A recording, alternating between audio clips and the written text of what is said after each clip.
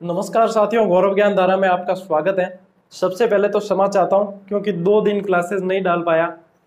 आप लोगों से भी ज़्यादा चिंता मुझे रहती है क्लासेस की। जब मैं क्लासेस नहीं डाल पाता तो मुझे पता है कि हजारों की संख्या में विद्यार्थी इंतजार कर रहे हैं, तो वो कहीं ना कहीं रहती है। लेकिन कुछ परिस्थितियां साथियों ऐसी बनती है जब इंसान की भागदौड़ बढ़ जाती है और बहुत सारी जिम्मेदारियां भी होती है और कुछ पारिवारिक परिस्थितियां ऐसी बनती है जिसमें चाहकर भी जो है समय नहीं निकल पाता, और समय होता भी है तो मानसिक स्थिति ऐसी होती है कि क्लास चाहकर भी नहीं दी जा सकती। तो इसी वजह से डिले होता है। बाकी मेरा डिले करने का कोई उद्देश्य नहीं है। तो ये कभी कभार हो जाता है, हालांकि सभी हर टाइम हो ऐसा भी जरूरी नहीं है। लेकिन चलिए ज़्यादा बातों को नहीं करते हुए सीधा ही अपन क्लास स्टार्ट करते हैं। आज का अपना जो टॉपिक है वो राजस्थान की झीलें हैं। अब सिलेबस यदि देखते हैं तो स्पेशली झीलें नाम का कोई टॉपिक दे नहीं रखा है, लेकिन ड्रेनेज सिस्टम यानी कि अफवाह तंत्र दे रखा है। तो अफवाह तंत्र का ही एक हिस्सा जो है झीलें भी होता है। तो अपन इस चीज को छोड़े नहीं और इसको भी लेते हुए चलें, क्योंकि अभी अपने पास में पर्याप्त समय है। अभी देखो विज्ञप्ति वैकेंसी आने में भी थोड़ा समय है।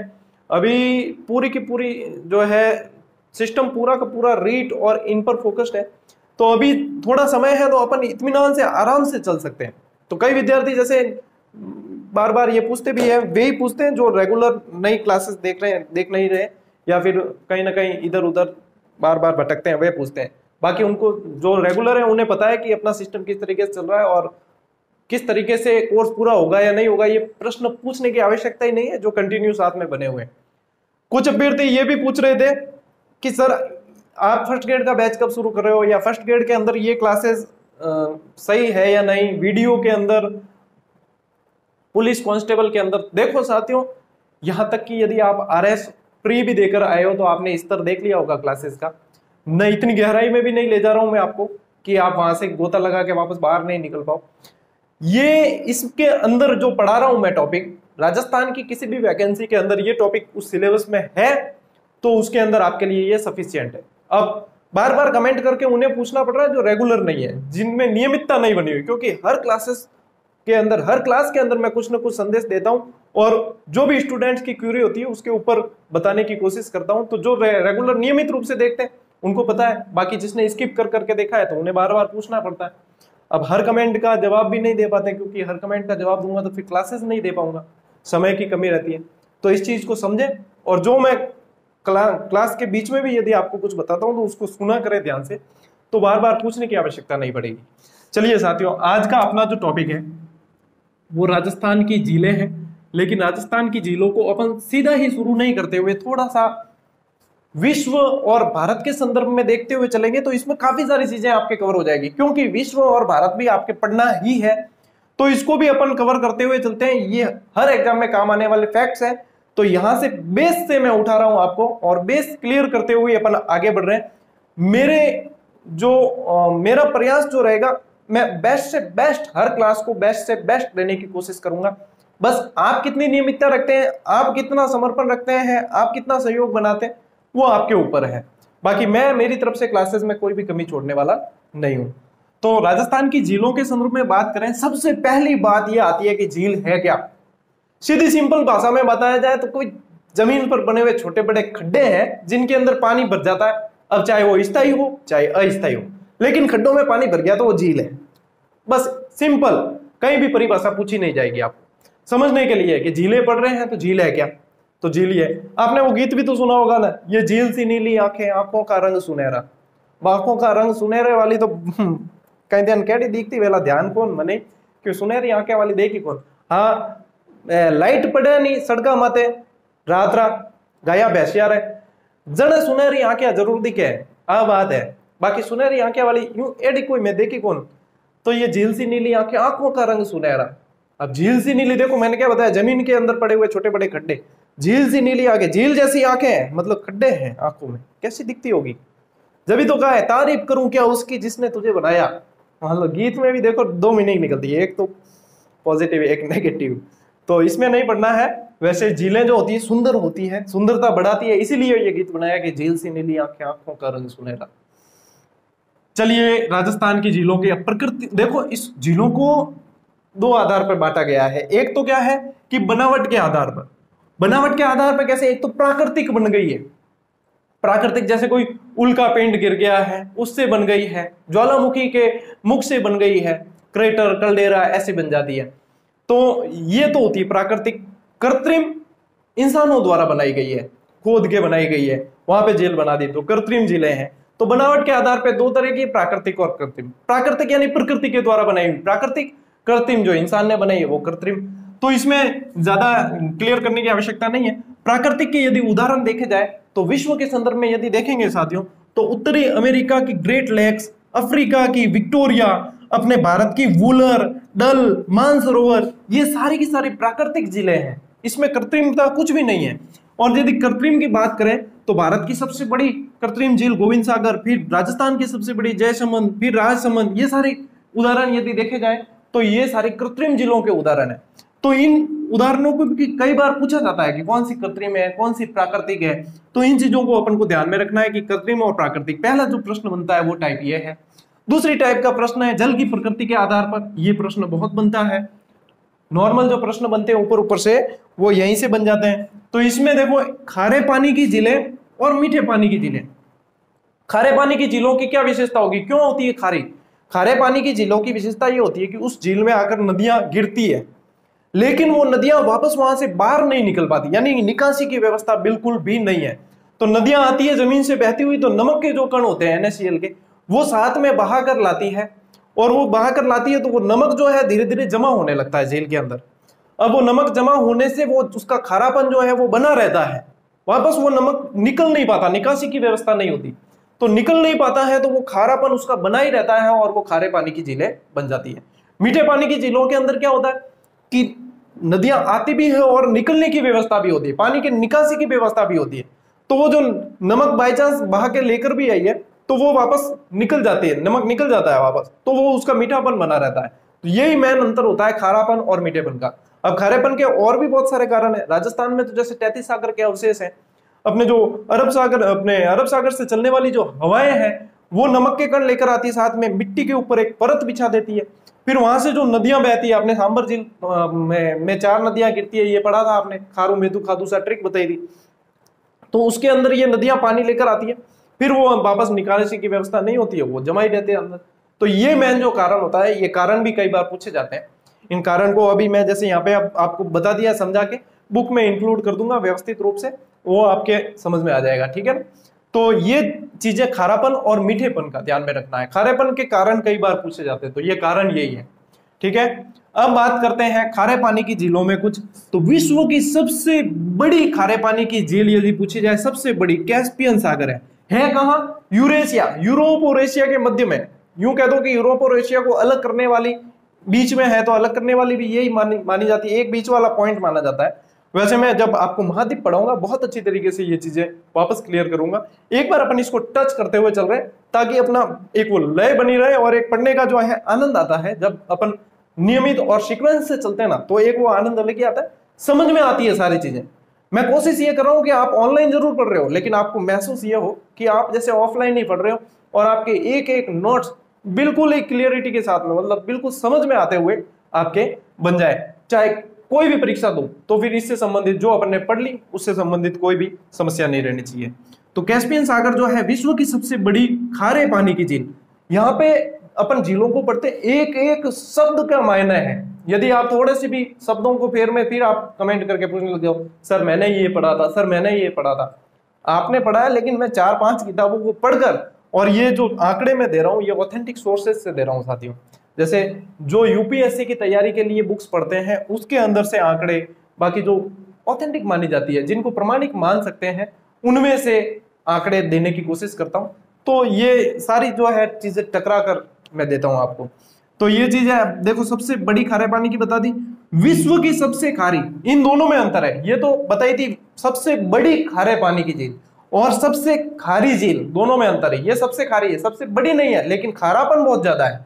अब खारेपन को जो है कैसे, NaCl की मात्रा ज्यादा होने पर खारापन बढ़ता है। सबसे खारी झील यदि देखी जाए तो लेक असल है। अब कई लोगों ने इसको पढ़ा नहीं होगा क्योंकि ये आंकड़ा बाद में जुड़ा है, डायरेक्ट ही पढ़ लेते हैं। कई जनों ने मृत सागर पढ़ा है तो वो कहेंगे सर हमने मृत सागर पढ़ा है, हमने किताब में मृत सागर। मैं इसके लिए आपको बिल्कुल प्रमाण के साथ में ये बताता हूँ कि इसका खारापन जो है 348 प्रति हजार NaCl की मात्रा के कारण, और ये प्रति हजार में होता है, ये 2 बिंदु लगा रखे मैंने यहाँ, प्रतिशत नहीं है, ये ध्यान रखना, प्रति हजार में मापा जाता है। तो 348 प्रति हजार खारापन है। तो सबसे ज्यादा खारापन यदि ये ऑप्शन में नहीं है तब आप मृत सागर की ओर जा सकते हो। यदि लेक असल ऑप्शन में है और आपने इसको नहीं पढ़ा है तो फिर आपके गलत हो सकता है। तो लेक असल अफ्रीका की जो झील है वो 348 प्रति हजार खारेपन के साथ में सबसे नंबर 1 पर है, सबसे खारी झील। उसके बाद में मृत सागर आती है। मृत सागर के अंदर 337 प्रति हजार खारापन की मात्रा होती है। लेक वॉन जो टर्की के अंदर है, और लेक वॉन टर्की के नाम से ही इसको पूरा नाम ही बोला जाता है, लेक वॉन टर्की। तो लेक वॉन जो झील है वो 330 प्रति हजार खारापन है, और सॉल्ट लेक जो यूएसए की है उसमें 220 प्रति हजार खारापन पाया जाता है। तो मैंने आपको इसके साथ में बताया है, तो अब आपके इससे संबंधित कोई भी शंका बचनी नहीं चाहिए। खारेपन से संबंधित अभी झीलों के और भी ऊपरी आंकड़े मैं बताऊंगा आपको जो बहुत मोस्ट इंपॉर्टेंट होते हैं, और इन चीजों को कैसे याद करनी है, इनको याद करके डिस्कस करो। जो भी आपके साथी तैयारी करते हैं उनके साथ में डिस्कस करो। ये डिस्कस करने से बिल्कुल कंठस्थ हो जाएगी। और जो कंफ्यूजन होता है ना, सबसे खारी, सबसे बड़ी, ये सारे कंफ्यूजन आपके डिस्कस करने से ही दूर होंगे। तो इसे जरूर करना चाहिए। डिस्कशन बहुत बड़ा ब्रह्मास्त्र होता है एक, और डिस्कशन करने का सबसे बेटर समय यही है। जब एग्जाम पास में आता है तब डिस्कशन बंद कर देना चाहिए, और अब डिस्कशन पूरा फुल करना चाहिए। इससे पढ़ने का मानस भी बनता है, और पढ़ने का तरीका मतलब एक जो है अंदर ललक विकसित होती है, और उसे बहुत बढ़िया आपकी स्टडी हो जाती है। मीठे पानी की बात की जाए, मैंने बताया निकासी और प्रवेश दोनों होता है। विश्व की सबसे बड़ी मीठी झील देखी जाए तो सुपीरियर झील है जो यूएसए की है, और भारत की सबसे बड़ी जो मीठे पानी की झील है वो आपके वुलर झील है जम्मू कश्मीर के अंदर। तो ये वुलर झील भी आपको ध्यान में रखनी, ये भी ध्यान में। इसके अलावा भी अब मैं आपको और अगली स्लाइड में बहुत सारी झीलें और बहुत सारे जो क्वेश्चन बनते हैं वहां से आपको मैं बता रहा हूं। पहले आप इन्हें नोट करेंगे, और इन्हें नोट करके जैसे ही आप क्लासेस देखते हो उसको तुरंत याद करने की कोशिश करें। क्लास देखिए, फिर एक बार आपके नोट्स बन गए, एक बार पढ़ लो, फिर 4-5 दिन बाद वापस रीडिंग मार लेना, फिर 8-10 दिन बाद वापस मार लेना, कंठस्थ होती जाएगी चीजें। जैसे जैसे मैं पैटर्न बताता हूं पढ़ने का, और जो नियमित जुड़े हुए उन्हें बहुत फायदा होगा। ये चीज अभी नहीं पता चलेगी, लेकिन एग्जाम पेपर जब सामने आएगा तब आपको लगेगा कि हाँ वास्तव में सर की कही हुई एक एक बात सही निकली है। तो इन्हें नोट कर लीजिए पहले, फिर अगली स्लाइड पे चलते हैं अपन।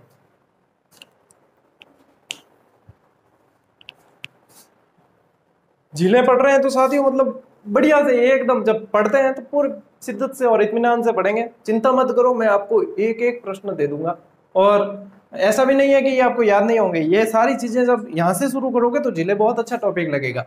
तो आप देखो आगे जो अपने बात करते हैं, भारत की सबसे बड़ी खारे पानी की झील, भारत की सबसे बड़ी, सबसे खारी नहीं है, सबसे बड़ी खारे पानी की झील चिल्का उड़ीसा में है, जो एक लैगून झील है। लैगून और क्रेटर और कैल्डेरा क्या होती है मैं बताता हूँ अभी।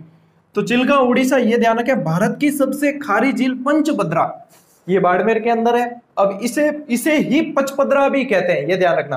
पंचा नामक एक व्यक्ति ने बनाई थी तो ये पंचभद्रा कहलाती है। और राजस्थान की सबसे खारी भी पूछ ले तो भी यही है, भारत की भी सबसे खारी यही है।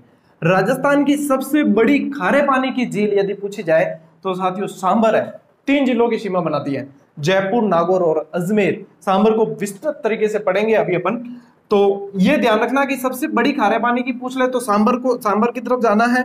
और राजस्थान की सबसे बड़ी मीठे पानी की झील पूछा जाए, अब यहाँ पे 2 जिले अपन देखते हैं। सबसे बड़ी मीठे पानी की देख लें तो कई जगह आपको पुष्कर मिलेगा, कई जगह आपको जयसमंद मिलेगा। मैं आपका डाउट यहीं पे क्लियर कर दूं कि पुष्कर कैसे और जयसमंद कैसे है। जयसमंद कृत्रिम झील में सबसे बड़ी मीठे पानी की झील है, और पुष्कर जो है प्राकृतिक झीलों में सबसे बड़ी मीठे पानी की झील है। अब प से प ऐसे याद रखना ना, देखो प है और प है, और वैसे अपने जयसमंद सबसे बड़ी मीठे पानी की झील है। विश्व की सबसे गहरी झील, जो गहरी बहुत ज्यादा है, वो आपकी बेकाल झील है रूस के अंदर। ये लगभग जो है 1620 मीटर गहरी है। अब 1620 यानी कि ऐसे किलोमीटर में देखा जाए तो 1.5 किलोमीटर हो जाएगा, है ना। 1000 मीटर का 1 किलोमीटर होता है ना, तो 1.5 किलोमीटर लगभग गहरी है। इतनी गहरी झील है ये बेकाल झील। विश्व की सबसे ऊंचाई पर स्थित झील कौन सी है? तो विश्व की सबसे ऊंचाई पर देखो, ऊंची इतनी है तो नाम भी इतना बड़ा है, ओजस डेल सलेरो, अर्जेंटीना की। वैसे ये एक ज्वालामुखी पर्वत है और ज्वालामुखी पर्वत पे बनी हुई झील होने के कारण ही ये इतनी ऊंची है। तो सबसे ऊंचाई पर स्थित ओजस डेल सलेडो जो अर्जेंटीना की है, इसको भी ध्यान में रखें।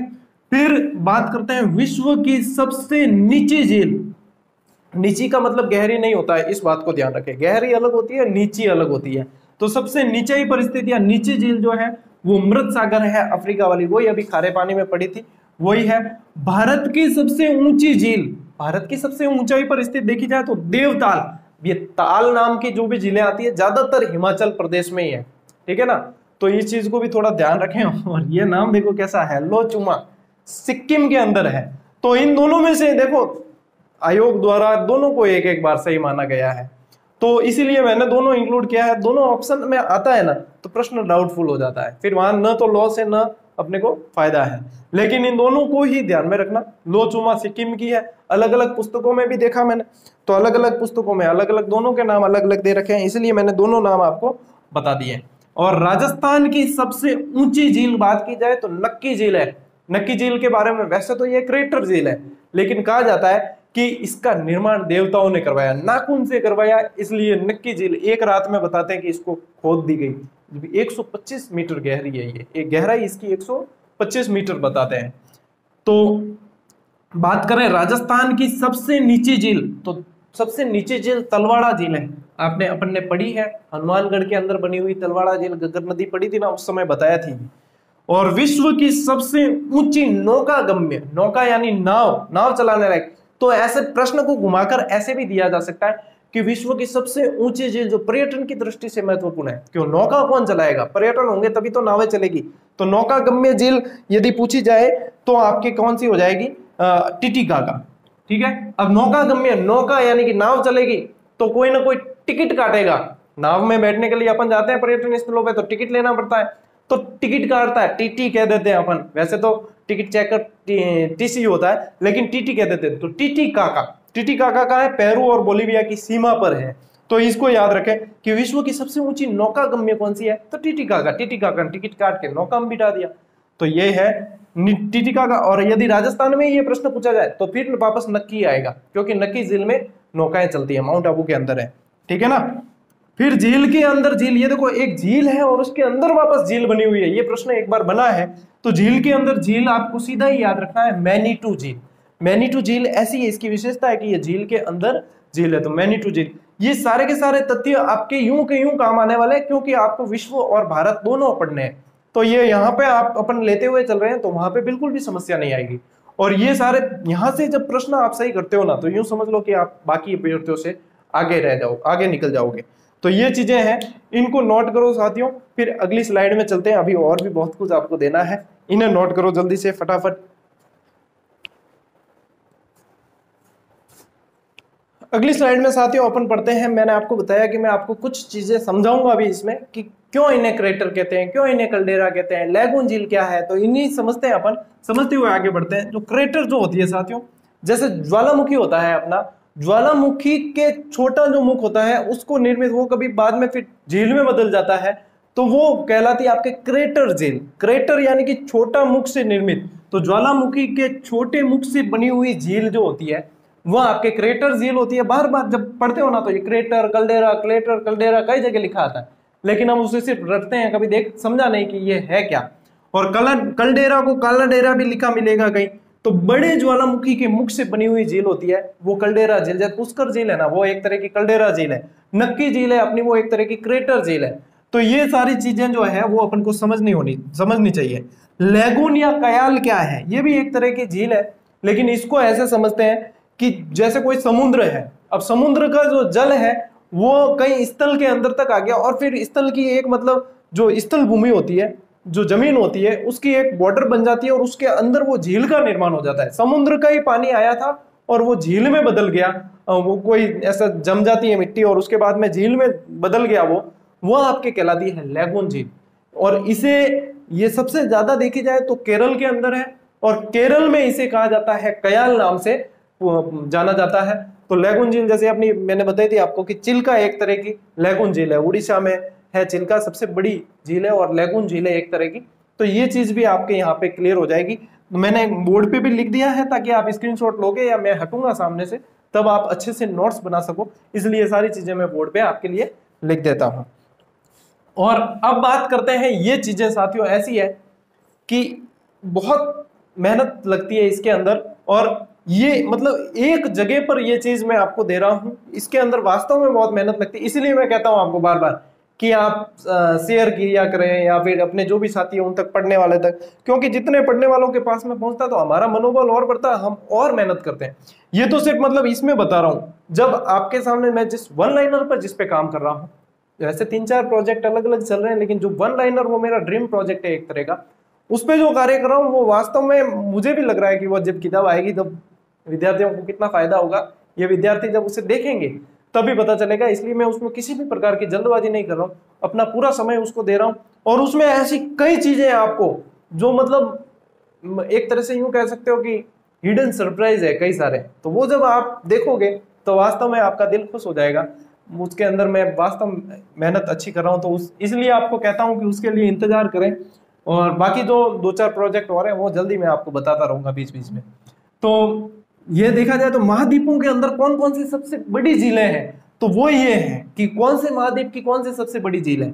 जैसे एशिया महाद्वीप की सबसे बड़ी झील कैस्पियन सागर है, और इसी तरीके से आपके अफ्रीका की जो है विक्टोरिया झील सबसे बड़ी है, उत्तरी अमेरिका की सुपीरियर झील सबसे बड़ी है, दक्षिणी अमेरिका की माराकारिबो सबसे बड़ी झील है, यूरोप की लेक लाडोगा, ऑस्ट्रेलिया की लेक आयर, अंटार्कटिका की रॉस सागर। अब कई लोग कहते हैं सर ये याद कैसे करें? याद तो देखो, परीक्षा आपको देनी है तो याद आपको करना ही है। जब मैंने इस समय तैयारी की थी तो मुझे सारी मुख जबानी याद थी। याद एक बारे में नहीं होती, बार बार पढ़नी पड़ती है, बार बार उन्हें समय देना पड़ता है। धीरे धीरे आपकी जैसे जैसे आंखों के सामने से बार बार निकलेगी तो याद होगी। अब जैसे कई अभ्यर्थी कहते सर इतनी नदियों के उद्गम कैसे याद करें? भाई हमने भी याद किए थे, अभी भी याद है हमें। तो आप लोगों को परीक्षा देनी है, एग्जाम आपको निकालना है, तो याद भी आपको ही करने पड़ेंगे। भाई ऐसा हो कि मेरे याद करने से आपका एग्जाम निकल जाए तो मैं आपसे 10 गुना याद कर लूंगा, बाकी मेरे याद करने से निकलेगा नहीं। आपका एग्जाम आपके याद करने से, आपके पढ़ाई करने से निकलेगा। तो मैं तो साथ साथ में आपको तरीके भी बताता हूँ, कि ट्रिक्स भी देता हूँ, तरीके बताता हूँ कि इस चीज को इस तरीके से याद की जाए। तो जितना आसान हो सकता है बनाने की कोशिश करता हूँ। बाकी कुछ तरीके आपके भी होते हैं जिस तरीके से आप याद कर सकते हो। कोई लिख के पढ़ता है तो अच्छे से याद होता है, कोई डायरेक्ट याद कर लेता है, कोई नोट्स बना के करता है। तो सबके अलग अलग व्यक्तिगत विभिन्नताओं के आधार पर अलग अलग पैटर्न होते हैं। तो एक बार इन्हें नोट कर लो अच्छे से, फिर मैं आपको ले चलता हूं अगली स्लाइड के अंदर, जहां पे अपन प्रॉपर तरीके से राजस्थान की झीलों को शुरू करेंगे। एक बार इन्हें भी नोट कर लो।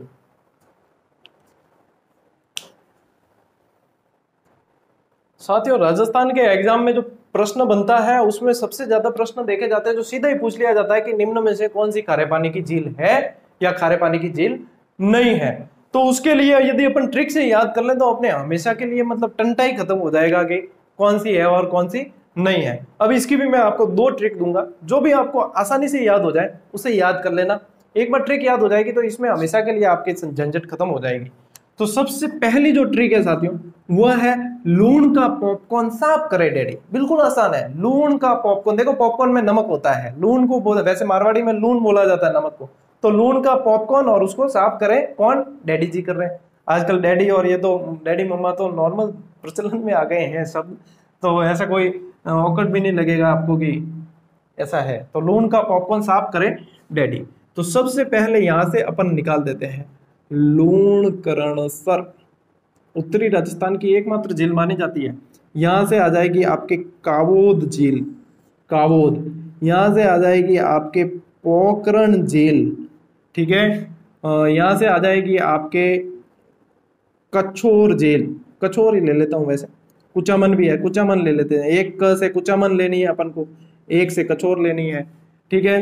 फिर आ जाएगी यहां से सांभर झील, सांभर झील, ठीक है। यहां से आ जाएगी आपके फलोदी, जोधपुर के अंदर है फलोदी झील। यहां से आपको लेनी, कुचामन ले ली थी तो अब कछोर ले लेते हैं, सिक्कर वाली, ये आ गई। रे से आ जाएगी आपके रेवासा झील, रेवासा, इसका कर्नल जेम्स टॉड ने भी उल्लेख किया था रेवासा का। डेगाना झील, डेगाना नागौर वाली, और डीडवाना, डीडवाना भी नागौर वाली। लगभग लगभग जो खारी और मीठे की पूछी जाती है ना, इनसे ही पूछी जाती है। एक बाप झील और है, वो भी ध्यान रखना, ठीक है। डैडी को क्या कहते हैं, और क्या माँ बाप कहे नहीं, तो डैडी ने कहे, माँ कहे, बाप कहे, बाप कहे, तो बाप भी जिको है वह आपरे खारे पानी की झील है, ठीक है। आ चीज भी ध्यान रखो, या तो मतलब ट्रिक याद कर लेना, ये देखो इसमें लगभग लगभग सारी आ गई। और या फिर आप याद करो तो दूसरी एक जो कॉमन ट्रिक है, बहुत चलती है, वो भी आसान है याद करनी भी, तो उसको ऐसे याद करो, बारे बारे, मतलब कोई आश्चर्य की चीज हो रही हो, बारे यू कैन, तो बारे साड़ी का पल्लू, साड़ी का पल्लू कुत्ता फाड़े। तो एक ये भी याद कर सकते हो। इसमें एक और निकल देगी यहां से आपके ताल छापर, ठीक है। एक ये निकलेगी ये, और एक बाप, तो ये भी याद कर लेना, चाहे तो ये याद कर लेना, चाहे तो ये याद कर लेना, ठीक है। तो यहां से देखो बाप आ जाएगी, रेवासा आ जाएगी, सांबर, डीडवाना, कछोर, पचपद्रा, एक यहाँ पे रह गई अपनी, यहां भी रह गई पंचभद्रा, या पचपद्रा भी कह दो, तो पंचभद्रा आ जाएगी, लूण करनसर आ जाएगी, कुचामन, ताल छापर, फिर आ गई आपके यहाँ से कौन सी, फलोदी और डेगाना। तो इस तरीके से ये भी याद कर सकते हो ट्रिक, और ये भी याद कर सकते हो, दोनों जो भी आपको बढ़िया लगे। मैंने मेरी तरफ से मतलब दोनों दिए आपको, जो आसानी से याद हो जाए वो कर लेना, झीलें आखिर में यही निकलनी है। और फिर मीठे पानी की पूछ ले तो उसकी ट्रिक की जरूरत ही नहीं है, क्योंकि खारे पानी की याद कर ली तो अपन को खारे पानी की याद है, तो उसके अलावा जितनी झीलें निकलेगी वो सारी मीठे पानी की झीलें होगी। तो इस तरीके से आप याद करोगे, इस तरीके से ही चलना है। और अभी ये बढ़िया शांति काल है, इसमें मेहनत करोगे, बढ़िया क्लास डालता हूं, देख लिया करो, नोट्स बना लिया करो, भरोसे रहे कि बाद में सब साथ में देखेंगे, भगदड़ में कहाँ चले जाओगे पता ही नहीं चलेगा। इसलिए साथ साथ चलने की कोशिश करो, बाद में बहुत आगे रहोगे आप उनसे, फिर बाद में आपको कहीं कट ऑफ देखने की जरूरत नहीं पड़ेगी कि मैं कट ऑफ में आ रहा हूं या नहीं आ रहा हूं। कट ऑफ आपसे बनेगी फिर, मतलब कहते हैं ना, मैं जहां से खड़ा हो जाऊं वहीं से लाइन शुरू होती है, तो आप मतलब आगे आ जाओ ना इतने कि आपको कट ऑफ देखने की चिंता ही ना सताए, ऐसी पोजीशन में आ जाना है। और खासकर उन्हें जो परिस्थिति बस रीट में नंबर नहीं ला पाए, उन्हें खासकर गांठ बांध लेना कि अब आपको वहां खड़े रहना है जहां पे बिल्कुल मतलब जहां से लाइन शुरू होनी चाहिए आपकी, और आपको टॉप 10 के अंदर स्थान बनाना है, ये समझ के तैयारी करो। और कोई बड़ी बात नहीं है, टॉप करने वाले अपने बीच से ही निकलते हैं। अपन देखते हैं, अरे यार वो वहां ढाणी में रहता था उसने मेहनत कर ली, वो भेड़ बकरी चराता था वो निकल गया, वो मतलब संघर्ष करने वाले निकलते ही है। तो आप क्यों पीछे हो, जब आपको सुविधा मिल रही है, आपके पास में संसाधन है, आपके पास में सारी मतलब एबिलिटी है, सब कर सकते हो, तो आप पीछे क्यों हो? आप भी आगे आओ, आपका भी हक बनता है, आप भी करके दिखाओ, आपके अंदर भी वो बात है, किस लिए इंतजार करना अपन को? अभी से लगो और बढ़िया तरीके से पढ़ो। तो यही उम्मीद है साथियों, अब अपनी विधिवत तरीके से अपन राजस्थान की झीलें शुरू करेंगे। कल जो क्लास आने वाली है वो थोड़ी लंबी होगी, लेकिन कल जो खारे पानी की झीलें मैं एक क्लास में पूरी कर दूंगा। आज की क्लास की बनिस्पत कल की बड़ी होगी, लेकिन उसको उसी क्लास में शुरू करेंगे, उसी में खारे पानी की समाप्त करेंगे, एक ही क्लास में रखेंगे। इसलिए आज की क्लास इतनी होगी, व्यवस्थित तरीके से याद कर लें, क्योंकि आज फैक्ट बहुत ज्यादा है। तो इस क्लास के फैक्ट जो है एक साथ आपको याद हो जाएंगे तो बढ़िया रहेगा। उम्मीद कर रहा हूं कि आपकी अपेक्षाओं के अनुसार ही क्लास चल रही होगी। फिर भी कोई सुधार की आवश्यकता होगी तो जरूर किया जाएगा। बाकी कोर्स की चिंता न करें, यही कहूंगा। मिलते हैं साथियों अगली क्लास में, तब तक के लिए राम राम, जय हिंद। बिल्कुल भी समय को व्यर्थ नहीं करते हुए सीधा ही टॉपिक शुरू करेंगे, क्योंकि आज पढ़ने को बहुत कुछ है। सबसे पहले अपन जो झील ले रहे हैं वो राजस्थान की सबसे बड़ी प्राकृतिक झील भी है, राजस्थान की सबसे बड़ी खारे पानी की झील भी है, भारत की दूसरी सबसे बड़ी खारे पानी की झील है। पहली अपन ने चिल्का पढ़ी है और दूसरी अपनी सांबर है, और सांबर झील को आज पढ़ रहे हैं, बहुत मोस्ट इंपॉर्टेंट है, जो 3 जिलों के अंदर फैली हुई है, जिसका मुख्यालय यदि देखा जाए तो वो जयपुर के अंदर है, लेकिन वो 3 जिलों की सीमा निर्धारण करती है।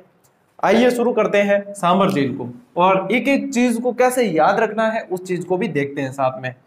तो अपनी आज की जो पहली झील है और मोस्ट इंपॉर्टेंट, लगभग प्रश्न देखो साथियों बनेगा आपके, तो सांबर से, डीडवाना से और आपके पचपद्रा से, ये मोस्ट जो 3-4 है वो बहुत ज्यादा इंपॉर्टेंट है। इसके अलावा फिर बनते हैं तो आपके झीलों का स्थान पूछ लिया जाता है सीधा ही कि भाई कवोत झील कहाँ है, कछोर झील कहाँ है, इस तरीके से। जितने तरीके से प्रश्न बनते हैं वो सभी मैं देने की कोशिश करूंगा। और अब नियमितता भी, जब मैं नियमितता रख रहा हूं तो आपको भी नियमितता क्लासेस में रखनी है। ये सब नियमितता मैं मेरे लिए नहीं कह रहा हूं, ये आपके लिए ही है और आपको ही इसका फायदा होगा। बाकी अभी भी जो है काफी स्टूडेंट्स चिर निंद्रा में सो रहे हैं, अब उनको जगाने का मेरे पास में इससे अच्छा कोई तरीका नहीं है। सब चीजें बता दी उनको, उनके हित के लिए बता दिया है। फिर भी यदि नहीं जागते तो परिणाम दूरगामी होंगे, वो अब बाद में देखे जाएंगे।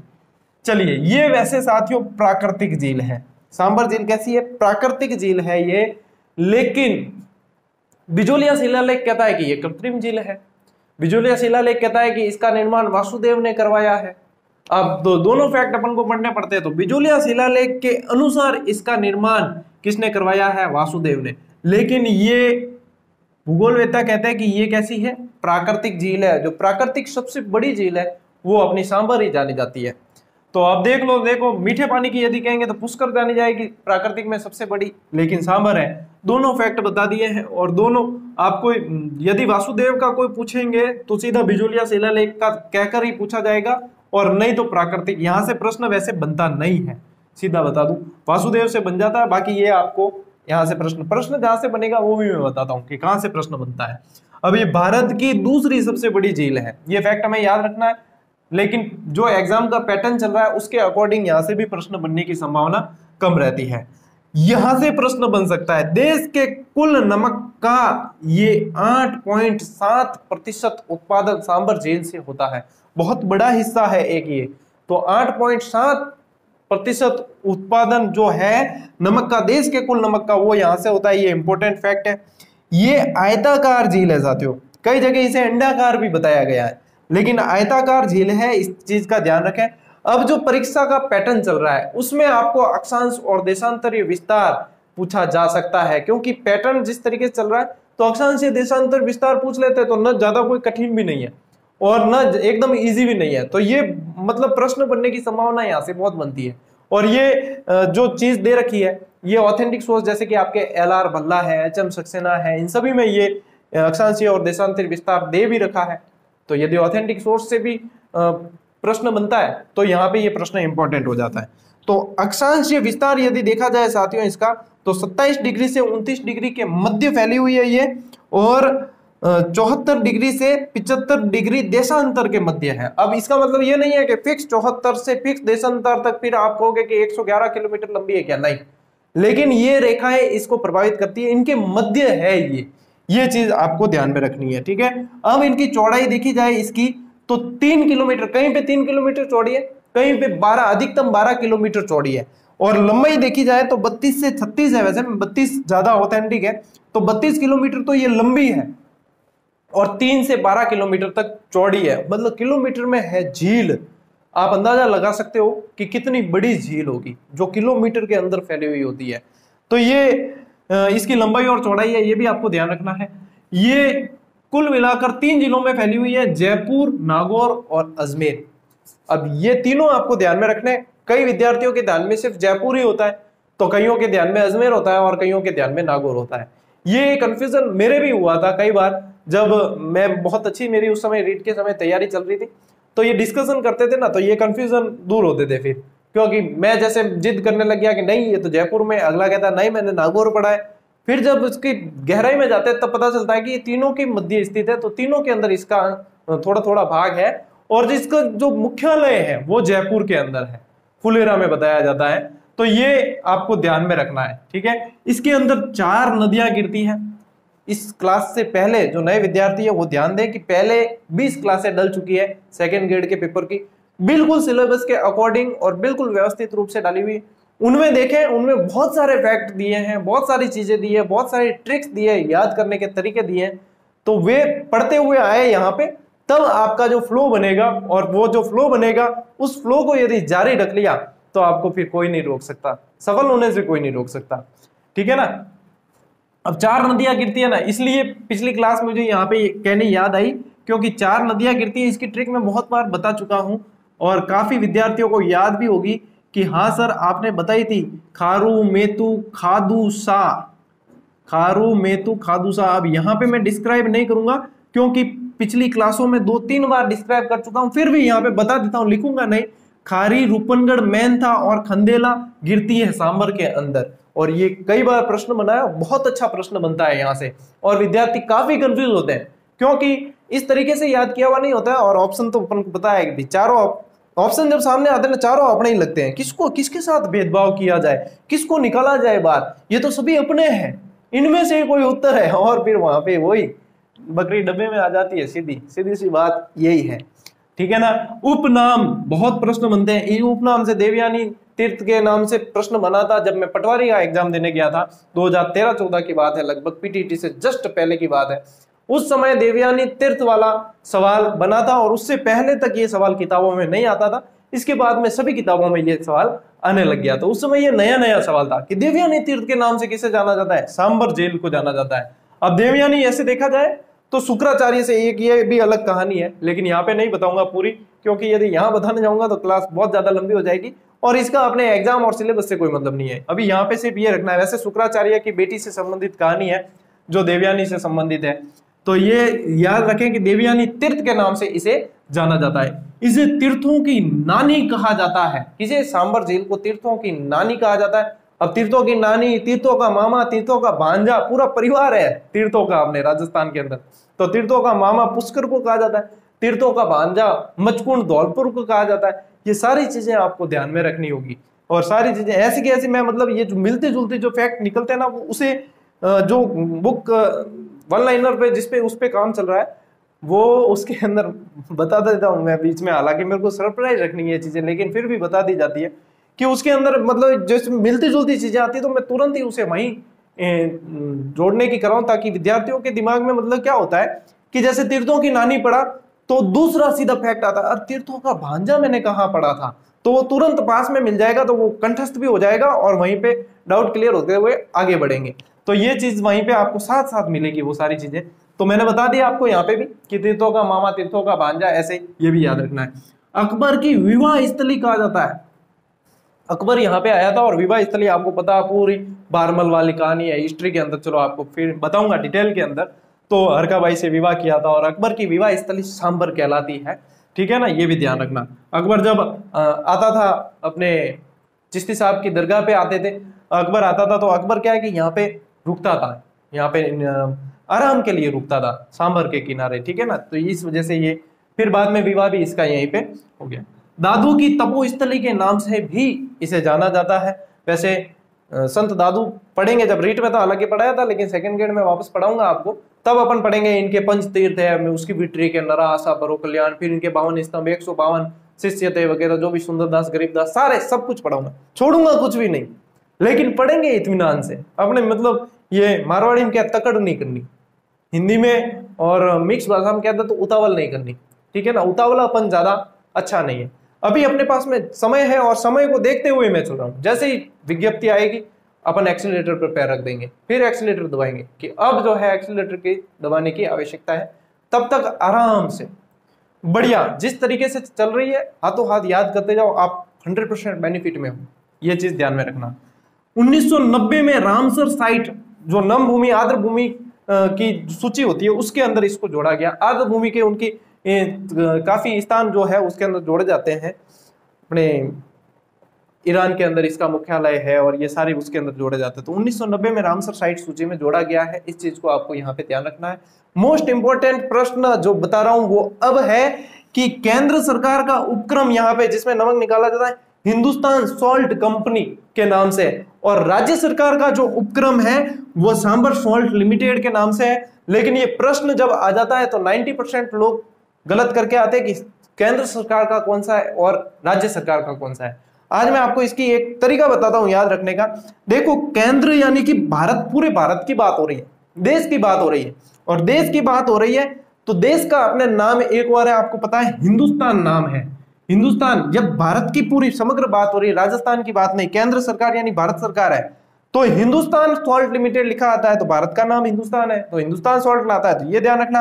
राज्य सरकार की बात हो रही तो सांबर झील कहाँ है, कौन से राज्य में है, कि राजस्थान में है गुरुजी, तो राजस्थान में है तो राजस्थान के अंदर फिर आ जाएगा सांबर सॉल्ट लिमिटेड। तो अब यहाँ पे कंफ्यूजन आपके मिट जाएगा कि केंद्र की बात है, हिंदुस्तान सॉल्ट कंपनी आ गया तो केंद्र सरकार का उपक्रम है और राज्य सरकार का उपक्रम है आपके सांबर सॉल्ट लिमिटेड। और यही कंफ्यूजन होता है और यही मोस्ट इंपोर्टेंट है यहाँ पे, तो इस चीज को भी ध्यान रखें।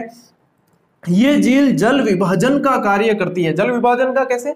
जल विभाजन का मतलब है कि जो नदियां हैं, जैसे एक तो अरब सागरीय अफवाह की नदियां हैं, एक बंगाल की खाड़ी की अफवाह की नदियां हैं, तो इन दोनों यहाँ पे ये ऐसी स्थिति में है झील कि यहाँ से नदियां अरब सागर के अफवाह में भी जल ले जाती है और बंगाल के खाड़ी के अफवाह में भी जल ले जाती है। तो ये जो है एक तरह से जल विभाजन का कार्य करती है। अब आपको पता ही है कि अजमेर और नागौर की स्थिति राजस्थान के मध्य में है, तो आने वाले समय में ऐसा भी प्रश्न पूछा जा सकता है कि राजस्थान के मध्य में स्थित झील कौन सी है।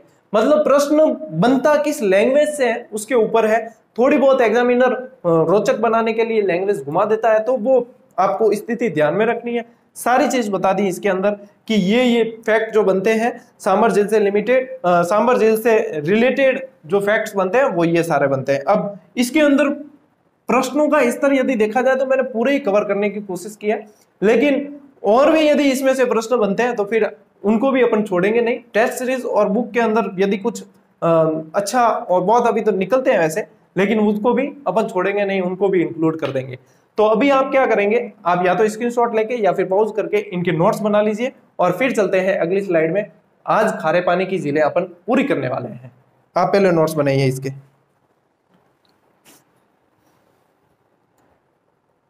सांबर के बाद साथियों इंपॉर्टेंट झीलों के अंदर आती है एक तो पचपदरा झील और एक डीडवाना झील। ये तीन तो मोस्ट इंपॉर्टेंट है खारे पानी के अंदर।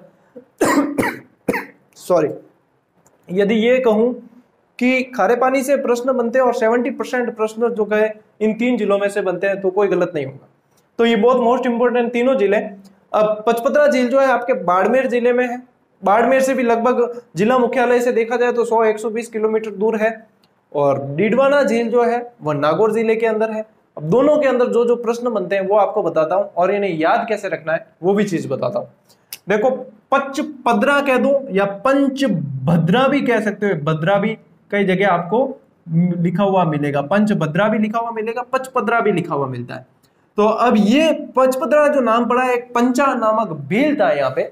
उस पंचा नामक भील ने यहाँ पे दलदल था, दलदली क्षेत्र था, उस दलदली क्षेत्र को सुखाकर उसमें मेहनत की और उसको सुखाकर वहां पे एक झील का निर्माण किया जो आपके पचपदरा झील के नाम से भी। पंचभद्रा को अपने यहाँ पे पता है ना आपको, मारवाड़ में सिस्टम है नाम बिगाड़ने का, तो वैसे ये थी पंचभद्रा झील, लेकिन अपने मारवाड़ में सिस्टम है। मारवाड़ में की सिस्टम है कि रमेश ने रम्यो तो टाइम नहीं लागे, नरेश ने नरियो तो टाइम नहीं लागे, यू नाम बिगाड़न अपने सिस्टम चाल रही हो, तो नाम बिगाड़न सिस्टम चाले नहीं, जड़े पंचभद्रा रो नाम कर दियो, बिगाड़ ने पचपदरा कर दियो, और पचपदरा ही लिखा मिलता है आप सब जगह ज्यादातर। तो पचपदरा झील ध्यान में रखना, पंचा नामक भील ने इसे बनाया। अब ये सबसे खारी झील है, कहाँ की? राजस्थान की या भारत की? भारत की भी सबसे खारी झील यही है। यहाँ पे पाए जाने वाले पानी जल के अंदर जो है 98% NaCl की मात्रा, सोडियम क्लोराइड की मात्रा पाई जाती है सबसे खारी। तो भारत की पूरी खारी है, तो राजस्थान की भी सबसे खारी झील यही है। यहाँ दो कारखाने, हीरागढ़ और सांबरा। अब इसमें इसका विशेष ध्यान रखना, सांबरा नाम आते ही सांबर कई जने कर लेते हैं कि सांबरा कारखाना कहाँ है, सांबर कर लेते हैं। इसका विशेष ध्यान रखना, सांबरा कारखाना अपने हीरागढ़ और सांबरा कारखाना कहाँ पे? पचपदरा झील के यहाँ पे बने हुए हैं नमक बनाने के लिए, ठीक है। खारवाल जाति के लोग यहाँ रहते हैं, जो एक विशेष प्रकार की झाड़ी आती है जिसका नाम है मोरली झाड़ी। उस मोरली झाड़ी से इस नमक को इकट्ठा करके ढेर बनाते हैं नमक के, उन्हें स्फटिक कहा जाता है। जो नमक के ढेर होते हैं इन्हें स्फटिक कहा जाता है। इस मोरली झाड़ी से इकट्ठे करके, मोरली नामक झाड़ी से इकट्ठे करके नमक के ढेर बनाते हैं और उन ढेरों को स्फटिक कहा जाता है। नमक के ढेर, स्फटिक क्या है? पचपदरा के आसपास बने हुए इकट्ठे किए हुए नमक के ढेर स्फटिक कहलाते हैं। मोरली झाड़ी और खारवाल जाति का संबंध पचपदरा झील से है, ये भी आपको यहाँ पे याद रखना है। 1960 में राजस्थान सरकार ने स्टेट वर्क्स लिमिटेड कारखाने की स्थापना यहाँ पे की है। हालांकि इसमें से प्रश्न बनने की संभावना कब रहती है? मोस्ट ऑफ प्रश्न जो आपके हैं वो ये 3 पंक्तियां हैं, वहां यहाँ से बहुत ज्यादा प्रश्न बनने की संभावना रहती है। तो ये ध्यान रखें, पचपदरा में इससे ज्यादा बाहर कोई ज्यादा जाते नहीं है सवाल। अब बात करते हैं साथियों डीडवाना झील की। सबसे पहले इसकी लोकेशन, डिडवाना झील कहाँ है, नागौर के अंदर है। सबसे पहला प्रश्न जो बनता है वो लोकेशन के आधार पर बनता है। जैसे पचपदरा का मैंने यहाँ लिखा नहीं, चलो लिख देता हूं, बाड़मेर। और वर्तमान में देखा जाए तो पचपदरा में ही सबसे बड़ी अपने यहाँ की, भारत की सबसे बड़ी कह सकते हैं, हाँ शायद भारत की सबसे बड़ी है, रिफाइनरी का कार्य चल रहा है। तो पचपदरा के अंदर जी इस झील के आसपास ही जो है रिफाइनरी का बहुत बड़ा कार्य चल रहा है। तो ये भी बाड़मेर से रिलेटेड ही है। अब बात करते हैं यहाँ की, इसकी खासियत क्या है, डिडवाना को क्यों पढ़ना है। डिडवाना को इसलिए पढ़ना है क्योंकि डिडवाना के जो जल से नमक बनता है वो खाने योग्य नहीं है। क्यों खाने योग्य नहीं है? क्योंकि यहाँ पे सोडियम क्लोराइड के स्थान पर सोडियम सल्फेट की मात्रा ज्यादा पाई जाती है इस नमक में। NaCl नहीं है, यहाँ पे सोडियम सल्फेट की मात्रा ज्यादा पाई जाती है। हालांकि इनके जो फॉर्मूले हैं वो साइंस वाले बहुत अच्छे से जानते होंगे। अब हम देखो आर्ट्स वाले हैं, तो आर्ट्स वाले तो इतना ही बता सकते हैं कि सोडियम सल्फेट, अब इसमें भी और कई उनको फॉर्मूले पता होंगे। तो साइंस वाले विद्वान साथी अच्छे तरीके से जानते होंगे कि सोडियम सल्फेट जिसके अंदर ज्यादा होता है वो खाने के योग्य नहीं आता है। तो किस काम आएगा?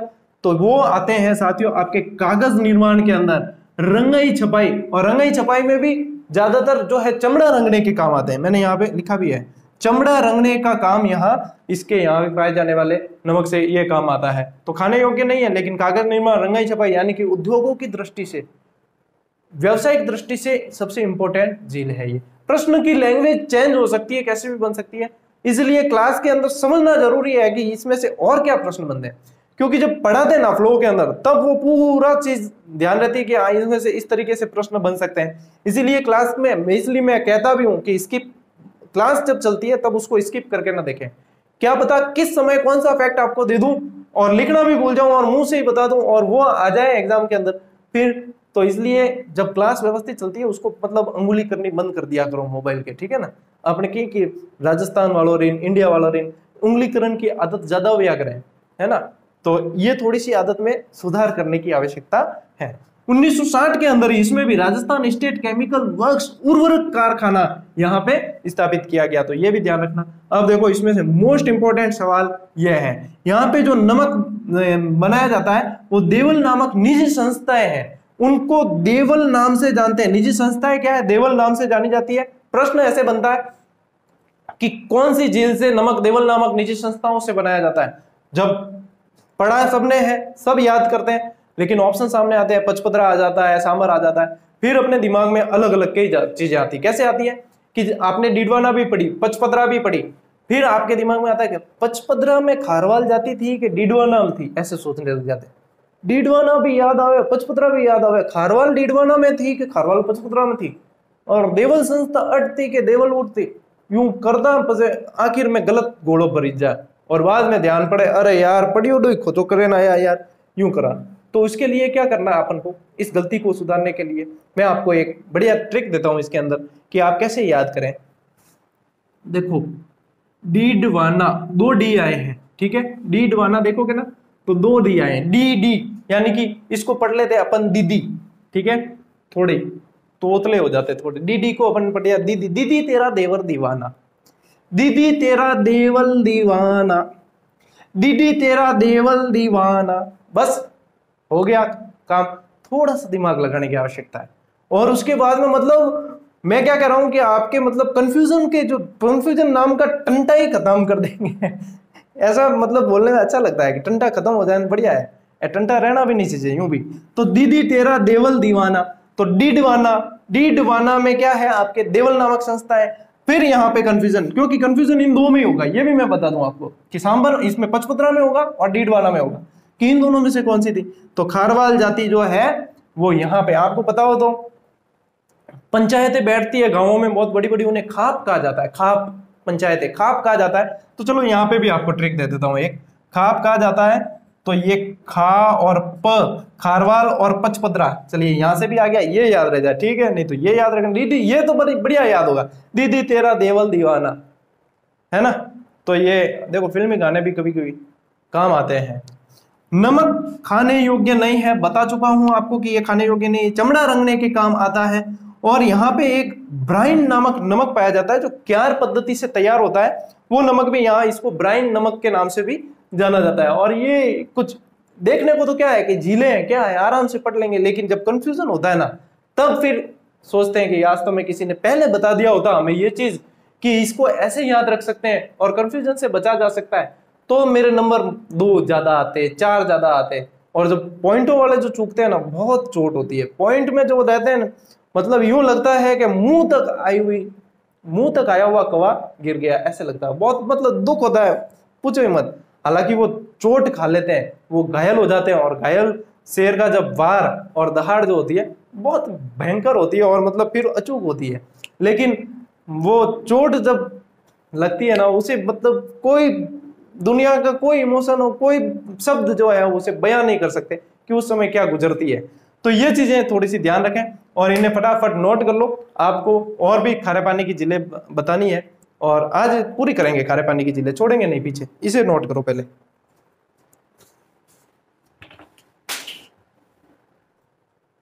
अब आगे झीलों की बात करते हैं साथियों। तो एक बीकानेर की झील है अपने लूणकरण सर, बीकानेर। वैसे आपको पता हो तो सर जो है तालाब और झीलें, और उनको ही कहा जाता है सर, कोडमदेसर वगैरह, ये यहाँ पे बहुत सारी झीलें हैं। तो लूणकरण सर बीकानेर की झील है। ये उत्तर भारत की एकमात्र खारे पानी की झील मानी जाती है, कि उत्तरी भारत में ज्यादा खारे पानी की झीलें, यानी इसको ही माना जाता है ज्यादा। ये किस लिए प्रसिद्ध है? यहाँ आसपास जो है लूणकरण सर में मूंगफली उत्पादन ज्यादा होता है। तो वैसे मूंगफली उत्पादन देखा जाए भारत में, तो भारत में राजकोट के अंदर मूंगफली उत्पादन ज्यादा होता है, इसलिए राजस्थान का राजकोट लूणकरण सर को कहा जाता है।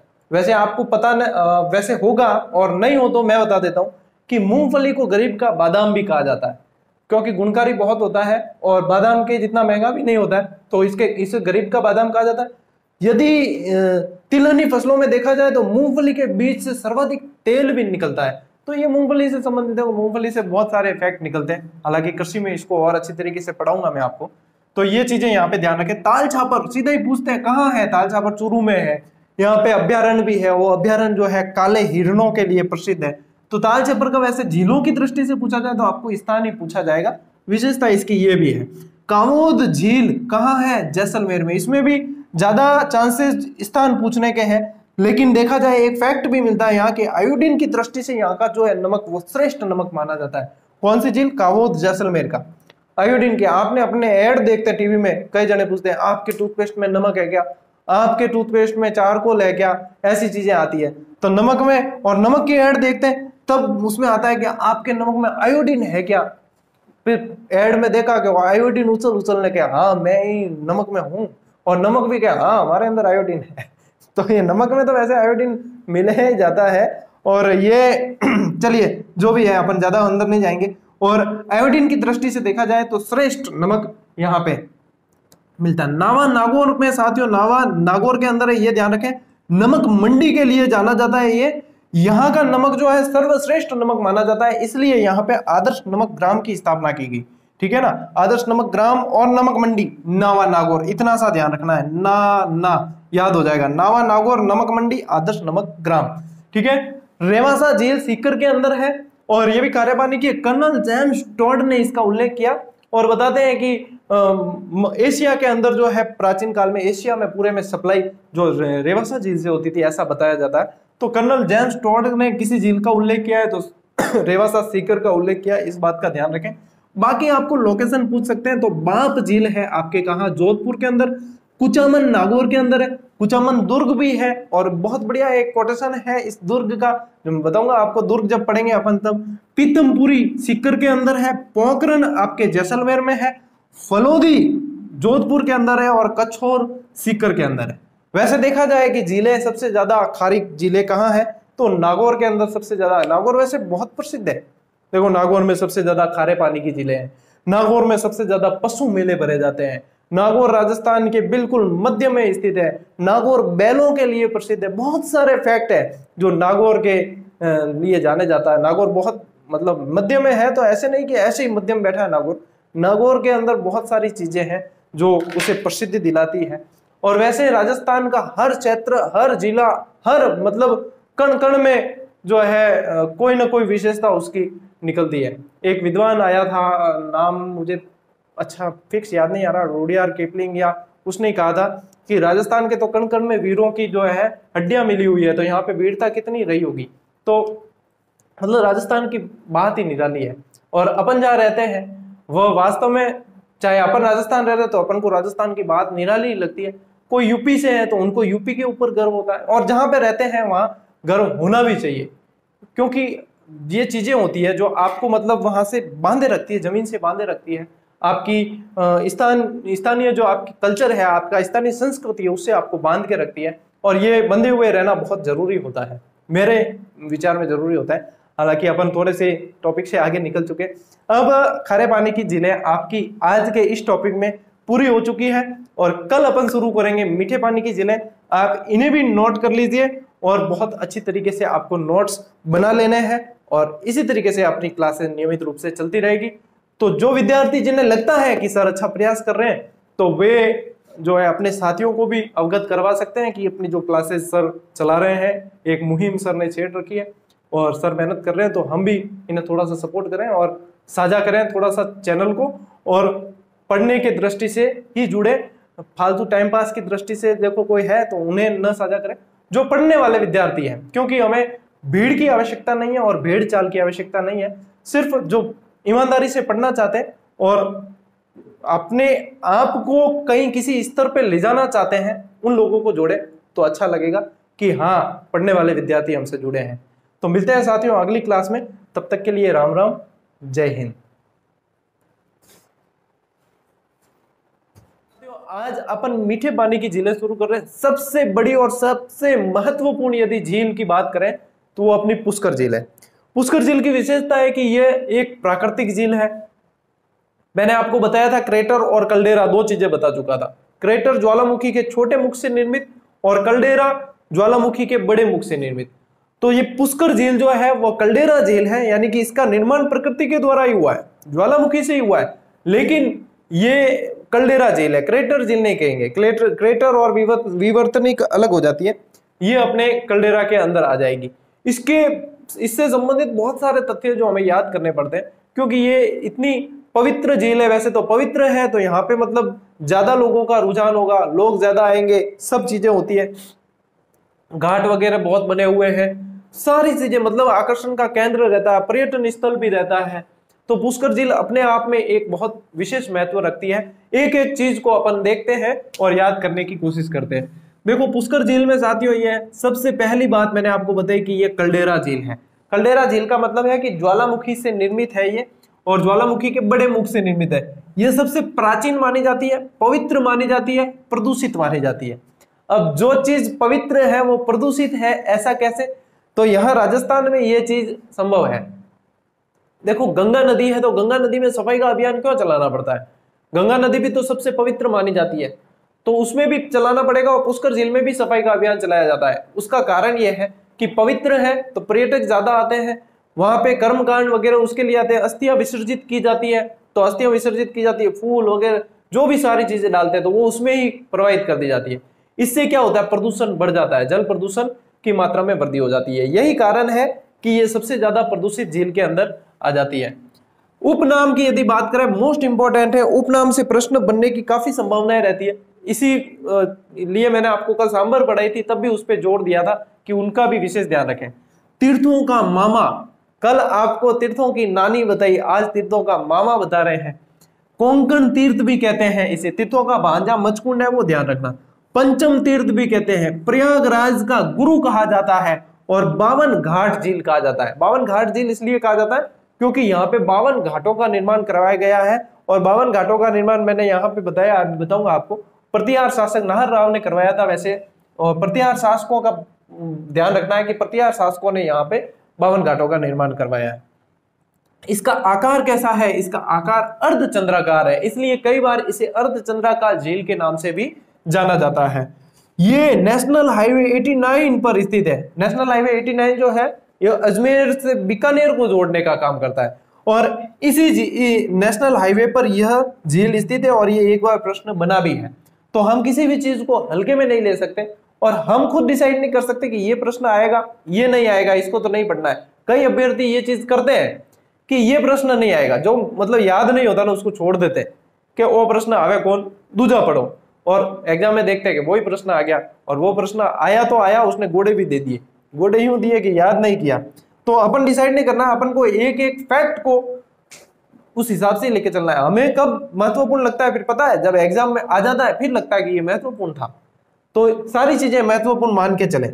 औरंगजेब ने इसको नुकसान पहुंचाया सबसे ज्यादा। अब औरंगजेब देखो, नुकसान पहुंचाने, किसी मंदिर या पवित्र चीज को नुकसान पहुंचाने की बात आए तो वहां पे आप जो यदि समझ में नहीं भी आता, कोई ऑप्शन ध्यान में नहीं आ रहा है और आपको यदि तुक्का ही लगाना हो, फिर भी आप औरंगजेब पर लगाने की ज्यादा करना, क्योंकि इसने जो इलाहाबाद घोषणा की थी उसमें ये मंदिरों को और सबको तोड़ने की इसने आदेश दे दिए थे। तो उस आदेश के तहत जो है काफी मंदिर तोड़े गए। तो इसी तहत यहाँ पुष्कर झील को भी नुकसान पहुंचाया गया। पुष्कर झील के आसपास भी बहुत सारे मंदिर बने हुए, तो यहाँ पे भी नुकसान पहुंचाया। फिर जो है मराठों ने इसका पुनरुद्धार भी करवाने की प्रयास किया था। तो मराठों ने पुनरुद्धार करवाने का प्रयास किया और औरंगजेब ने तुड़वाने का। औरंगजेब वैसे ऐसा नहीं है कि सिर्फ हिंदू धर्म से ही घृणा करता था, ऐसा भी नहीं है। वह मतलब इस्लाम जो धर्म था उसके प्रति भी वो ऐसा नजरिया रखता था। संगीत, और जैसे सूफी संत संगीत बहुत गाते थे, तो उन्होंने संगीत पर रोक लगा दी। तो क्या किया कि उन्होंने एक बार संगीत पर रोक लगाई, तो जो संगीतज्ञ थे सारे सारे तानपुरा और सारंगी और वीणा और उनका जनाजा निकाला। औरंगजेब के महल के सामने से जनाजा निकालने लगे कि इससे क्या पता बादशाह जो है रोक हटा ले और हमको ये करने दे। तो औरंगजेब ने क्या कहा पता, औरंगजेब ने कहा कि तानपुरा वगैरह आप जो वीणा ले जा रहे हो इसको इतनी दूर गड्ढे में गाड़ना कि ये वापस बाहर ना निकल सके। मतलब इतनी वो इन चीजों से नफरत करता था। हालांकि इतिहास में तो जाए तो बहुत ज्यादा है, मैटर पढ़ने को खूब है और आनंद भी खूब आता है, लेकिन अपन अभी यहाँ पे पुष्कर झील को ही पढ़ते हैं। कार्तिक पूर्णिमा, अभी कार्तिक माह ही चल रहा है वैसे। कार्तिक पूर्णिमा को रंगीन मेला मैंने यहाँ डायरेक्ट लिख दिया है। इसमें क्या होता है कि यहाँ पे एक पशु मेला भरा जाता है जिसे रंगीन मेले के नाम से जाना जाता है। और ये रंगीन मेला जो है ऊंटों की सर्वाधिक बिक्री के लिए प्रसिद्ध है। ऊंटों की सर्वाधिक बिक्री यहाँ से होती है। अब ऊंट आपको पता ही होगा कि राज्य पशु है। 19 सितंबर 2014 को अधिसूचना जारी हुई थी और इसको मतलब घोषणा तो कर दी थी 30 जून 2014 को कि ऊंट को राज्य पशुधन श्रेणी का राज्य पशु घोषित किया जाएगा। लेकिन अधिसूचना जो है 19 सितंबर 2014 को जारी की गई और उसके बाद में ऊंट को राज्य पशु बना दिया गया। फिर ऊंट वध रोक अधिनियम भी लाया गया 2014 में। तो मुबारक महल टोंक में जो ऊंट की बलि दी जाती थी तो उस पर भी रोक लगा दी गई और अब वर्तमान में ऊंट की कहीं भी बलि राजस्थान में नहीं दी जाती है। इस बात का भी ध्यान रखें। हालांकि ये अपन जब पशुधन आपको पढ़ाऊंगा उसके अंदर विस्तृत बताऊंगा, लेकिन यहाँ पे थोड़ा ऊंट से संबंधित आया। तो जैसे अब ये पुष्कर की बात चल रही है तो कैमल वैन के नाम से जो अशोक टांक को जाना जाता है वो भी पुष्कर के ही है। तो ये पुष्कर झील से संबंधित, मतलब पढ़ने जाते हैं ना तो आपको सिलेक्टेड चीजें बतानी पड़ती है कि आपके ये काम की है। अब हमारे दिमाग में इतनी सारी चीजें पड़ती है, उसमें से एक छलनी लगाकर यूं समझ लो कि छानकर आपको ये मैटर दे दिया कि आपके भैया काम की ये चीजें हैं। और एग्जामिनर जो है एग्जाम के अंदर प्रश्न बनाता है तो वो इस तरीके से बनाता है। तो ये इसमें हालांकि मेहनत हमें लगती है, लेकिन ये चीजें आपके काम की बहुत सारी चीजें और इफेक्ट करती है, लेकिन उसे हम साइड में कर देते हैं। अब कालिदास ने अपनी पुस्तकों का संकलन यहाँ किया था। कालिदास ने तो किया और ये भी बताते हैं कि रामायण, महाभारत और वेदों का भी अंतिम रूप से संकलन जो हुआ था वो इसी पुष्कर झील के किनारे ही किया गया था। मतलब पुष्कर अपने आप में बहुत ही महत्वपूर्ण झील है और इसको मतलब हल्के में मत लेना आप कि ये बाद में पढ़ लेंगे या नहीं, साथ में याद करके चलो। एक बार पढ़ लोगे तो चीजें अपने दिमाग में रहेगी। और एक चीज ध्यान रखना, ज्यादा पवित्रता की या ज्यादा मंदिरों की या कोई ऐसी जो जिसमें मतलब यही कहूंगा मैं कि पवित्रता से संबंधित ज्यादा आ जाए हिंदू धर्म से संबंधित, जो आपको उत्तर बिल्कुल ही नहीं आ रहा है, तो यानी कि या तो आप वो प्रश्न छोड़ोगे या रिस्क लेनी है तो पुष्कर झील के अंदर रहना, तो वहां सही होने के चांसेस थोड़े से ज्यादा होंगे। मैं ये नहीं कहूंगा कि 100% सही होगा, लेकिन सही होने के चांसेस थोड़े से बढ़ जाएंगे। क्यों? जो ये तथ्य मैंने आपको दिए हैं उनसे आप अंदाजा लगा सकते हो। 52 घाटों का निर्माण प्रतिहार शासकों ने करवाया। विश्व का पहला ब्रह्मा मंदिर यही पुष्कर के अंदर बनाया गया था, शंकराचार्य जी द्वारा स्थापित करवाया गया था। अब इसमें ऐसा बताया जाता है साथियों ब्रह्मा जी मंदिर से संबंधित कि ब्रह्मा जी के मंदिर की जहां भी मूर्ति प्रतिष्ठापित की जाती है, स्थापित की जाती है, तो जिसके द्वारा मूर्ति स्थापित की जाती है उसे वो अगला सूरज नहीं देख पाता, ऐसा कहा जाता है। तो वो या तो समाधि ले लेते हैं या जो भी है वो उनके साथ में मतलब कुछ ऐसा होता है कि वो अगला सूरज नहीं देख पाते। इसी को कारण बताते हुए ये बताते हैं कि ब्रह्मा जी मंदिर जो है भारत में इतने कम है। कितने हैं? पहला तो ये दूसरा छिंच बांसवाड़ा के अंदर, और तीसरा आसोतरा बालोतरा के अंदर। आसोतरा बालोतरा जो बाड़मेर डिस्ट्रिक्ट के अंदर है। तो ये 3 मंदिर ही राजस्थान में ब्रह्मा मंदिर के, जो मुख्य ब्रह्मा मंदिर है उसके पढ़ने की दृष्टि से अपने जो है महत्वपूर्ण माने जाते हैं। इसके अलावा ब्रह्मा मंदिर नहीं देखे जाते। तो तीनों चीजें, तीनों साथ में ध्यान में रखना। पहला जो है और विश्व प्रसिद्ध है ये ब्रह्मा मंदिर, ठीक है ना। तो इस चीज को भी ध्यान में रखना। द्रविड़ शैली में बना हुआ राजस्थान का एकमात्र मंदिर रंगदेव मंदिर, वो भी अपने यहाँ पे। अब द्रविड़ शैली में बने हुए कैसे होते हैं कि देखो अपने यहाँ पे बहुत सारी शैलियां चलती है। पंचायतन शैली भी होती है, द्रविड़ शैली भी होती है, नागर शैली होती है। जो मंदिर में मैं विस्तृत रूप से आपको पढ़ाऊंगा, सारी शैलियां भी बताऊंगा और सारे मंदिर भी आपको पढ़ाऊंगा। तो इसमें द्रविड़ शैली में क्या होता है साथियों कि शिखर नुमा मंदिर होता है। जैसे साउथ में होते हैं ना, साउथ में ज्यादातर मंदिर द्रविड़ शैली के देखने को मिलते हैं, शिखर नुमा होते हैं, तिके तिके ऊपर की तरफ जाते हैं। तो ये यहाँ पे रंगदेव जो मंदिर है वो द्रविड़ शैली में बना हुआ मंदिर है, जो पुष्कर के अंदर बना है। इसके अलावा पुष्कर झील के आसपास यदि आप घूमने भी जाते हो तो आपको बहुत सारे मंदिर देखने को मिलेंगे, जैसे कि बैकुंठ मंदिर, वरा मंदिर, सावित्री मंदिर, मल्लेश्वर महादेव मंदिर, इस तरीके से और भी छोटे छोटे बहुत सारे मंदिर है। ये तो मतलब मुख्य मुख्य मंदिर आ गए, लेकिन छोटे छोटे और बहुत सारे मंदिर देखने को मिलते हैं, लेकिन वो सारे के सारे एग्जाम में नहीं पूछे जाते। तो एग्जाम में जो पूछे जाते हैं वो मैंने आपको बता दिए। अब 52 घाट है, उनमें देखो एक घाट जो है ये 1911 के अंदर महारानी मैरी ने बनवाया था। इंग्लैंड की महारानी जो थी मैरी ने जनाना घाट बनवाया, जो स्पेशल जनाना, देखो जनाना घाट किससे संबंधित होता है, महिलाओं से संबंधित। तो महारानी मैरी ने जनाना घाट बनवाया। ये प्रश्न एक बार पूछा गया था एग्जाम में कि जनाना घाट का निर्माण किसने करवाया था, महारानी मैरी ने करवाया। अब इसमें ऐसे दे देते हैं महारानी एलिजाबेथ, महारानी मैरी दे दिया, एक एलिजाबेथ दे दिया, विक्टोरिया दे दिया, इस तरीके से प्रश्न दे देते हैं। तो महारानी मैरी को आपको ध्यान में रखना है। महारानी अपने यहाँ की नहीं थी, इंग्लैंड की थी, ठीक है। कनाडा की सहायता से यहाँ पे सफाई करवाई जाती है। अब इस देश को ध्यान में रखना है, सफाई की जाती है, ये इंपॉर्टेंट नहीं है किसकी सहायता से की जाती है, ये इंपॉर्टेंट है। तो ये ध्यान में रखना। महात्मा गांधी और बाला साहेब ठाकरे की अस्थियां भी यहाँ कौन से घाट पर, गौ घाट पर विसर्जित की गई थी। तो इन चीजों को सभी को आपको ध्यान में रखना है। हालांकि पुष्कर झील में मैंने काफी तथ्य आपको दे दिए, लेकिन फिर भी जो है इतनी बड़ी चीज, इतनी बड़ी झील है और इतनी महत्वपूर्ण है कि हो सकता है कि कुछ और भी बनते हैं, प्रश्न तो काफी बनते हैं, लेकिन मैंने कोशिश की है कि जितने बनते हैं और शॉर्ट तरीके से आपको देने की कोशिश की है। अब जैसे आप लिखते हो ना, तो आपको ये ऐसे लिखकर थोड़ा सा छोड़ना नहीं, आपको व्यवस्थित लिखना है कि 1911 में इंग्लैंड की महारानी मैरी द्वारा महिलाओं के लिए जनाना घाट का निर्माण करवाया गया, क्योंकि मैंने बोल के आपको पूरा समझाया है। अब लिखना कब कैसे है वो चीज आपको इस तरीके से लिखनी है, ठीक है ना। सारी चीजें सबके बारे में बताई है। अब उपनाम वगैरह तो आप ऐसे ही लिखोगे, लेकिन बाकी के अंदर लैंग्वेज आपके हिसाब से आप जोड़ते हुए और व्यवस्थित तरीके से नोट्स बना के चलना। ये नोट्स आपके न सिर्फ सेकंड ग्रेड के अंदर बल्कि आपके फर्स्ट ग्रेड के अंदर जो समान टॉपिक्स है वो वीडियो के अंदर, ग्राम विकास अधिकारी के अंदर भी आपके जो समान टॉपिक है उसमें आप यदि कंप्यूटर अनुदेशक की एग्जाम देते हो उसके अंदर, आप RS प्री देते हो, मेंस देते हो उसके अंदर, आप राजस्थान से संबंधित कांस्टेबल भर्ती देते हो उसके अंदर, आप राजस्थान से संबंधित कोई भी एग्जाम देते हो जिसमें राजस्थान जीके पूछा जाता है, उन सभी के लिए ये क्लासेस सभी समान रूप से उपयोगी है। और मेरी पूरी कोशिश है कि सवाल बाहर नहीं जाए। पिछले एग्जाम में नहीं गए वैसे, लेकिन देखो 100% कहना मतलब अतिशयोक्ति होती है, हमेशा ओवर कॉन्फिडेंस हो जाता है। कोशिश ये करते हैं कि इसमें से सवाल बाहर जाए तो आपको नुकसान नहीं हो, क्योंकि वो सभी के लिए बाहर हो और यदि इसमें से आता है तो आपको फायदा हो।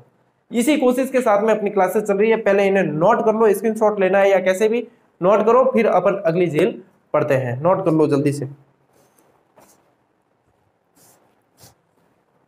तो साथियों, पुष्कर के बाद जो महत्वपूर्ण झील है वो अपने जयसमंद और राजसमंद, पिछोला, आना सागर, ये सारी चलेगी अब लगातार।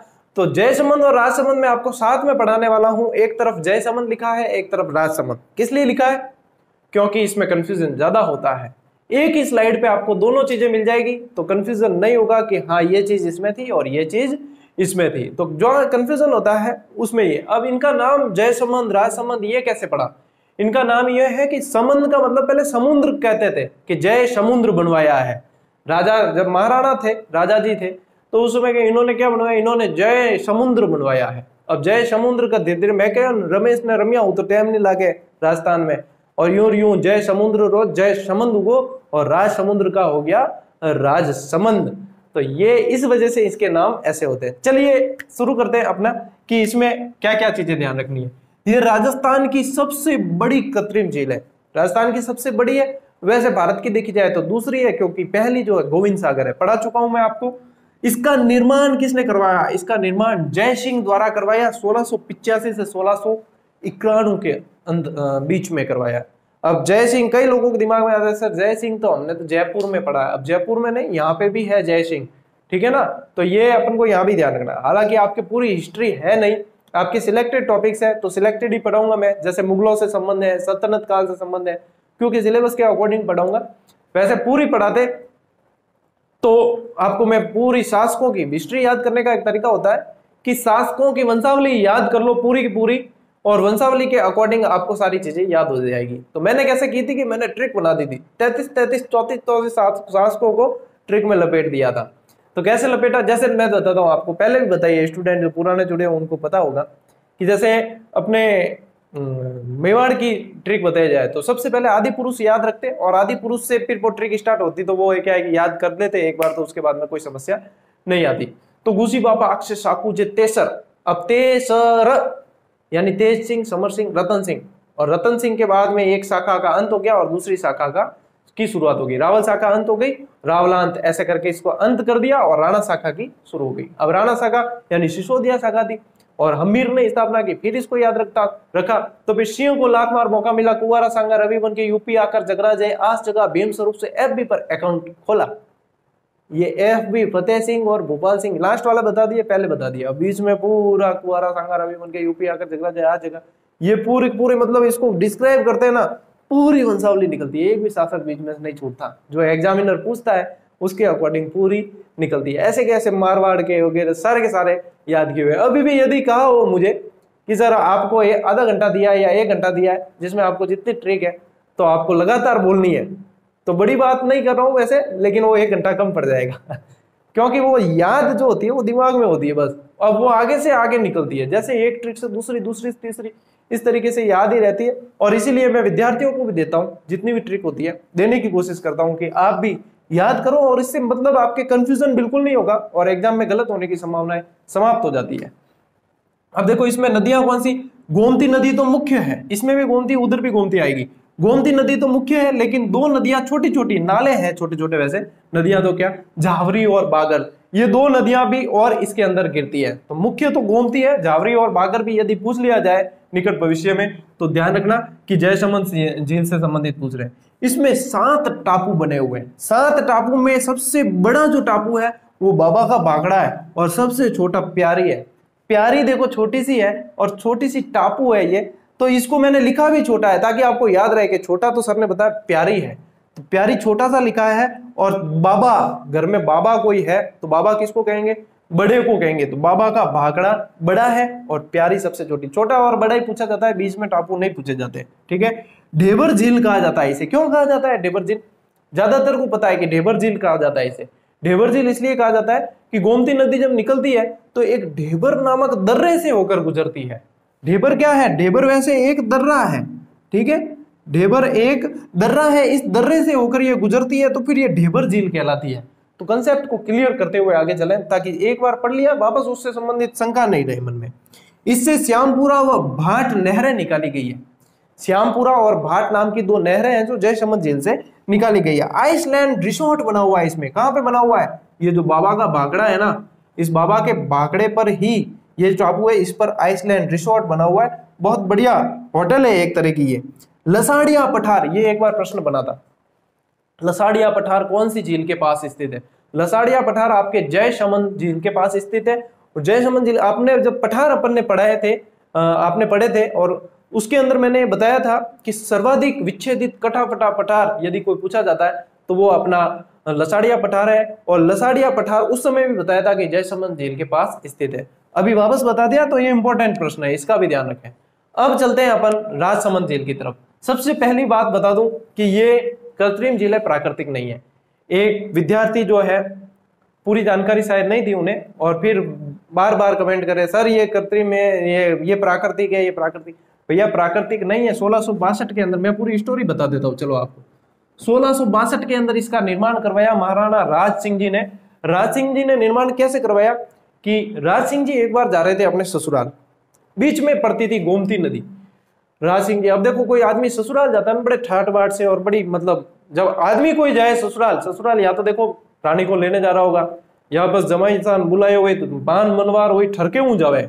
ससुराल आदमी जावे नहीं, बिल्कुल बड़े ठरके हूं जावे, ऊंचा ताव आव देन हावरे जा रही, कोई मान सम्मान खातिरदारी बोला। अब वो जा रहे थे ससुराल, बीच में नदी उफान पर, गोमती भी क्या भाई मैं भी उफान माते हूँ, महाराणा जावे कट उबो तो रहना पड़े, तो वो नदी भी उफान पर। ये अब इनको इस चक्कर में क्या कि रुकना पड़ा। फिर जैसे तैसे पुल वुल बनाकर टेम्परेरी, और फिर गए।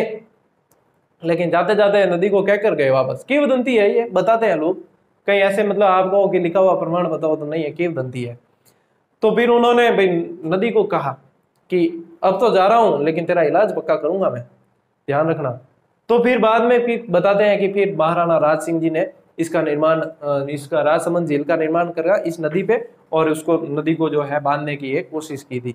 वैसे बताते हैं कि अकाल राहत कार्य के दौरान इसका निर्माण करवाया गया था राजसमंद झील का। तो ये चीजें हैं, थोड़ी सी ध्यान में रखो, काम आएगी कभी कहीं। आप भी स्टोरी सुनाओ, आपको भी तो लगेगा कि हाँ अपन को थोड़ी सी जानकारी है, तो ये बढ़िया है। ठीक है, अब देखो इसका उत्तरी भाग है वो 9 चौकी पाल कहलाता है। 9 चौकी, मैंने संख्या इसीलिए लिखी है यहाँ, वैसे हिंदी में लिख देता 9, लेकिन 9 चौकी लिखी है ताकि आपको ध्यान रहे कि 9 का कोई महत्व है।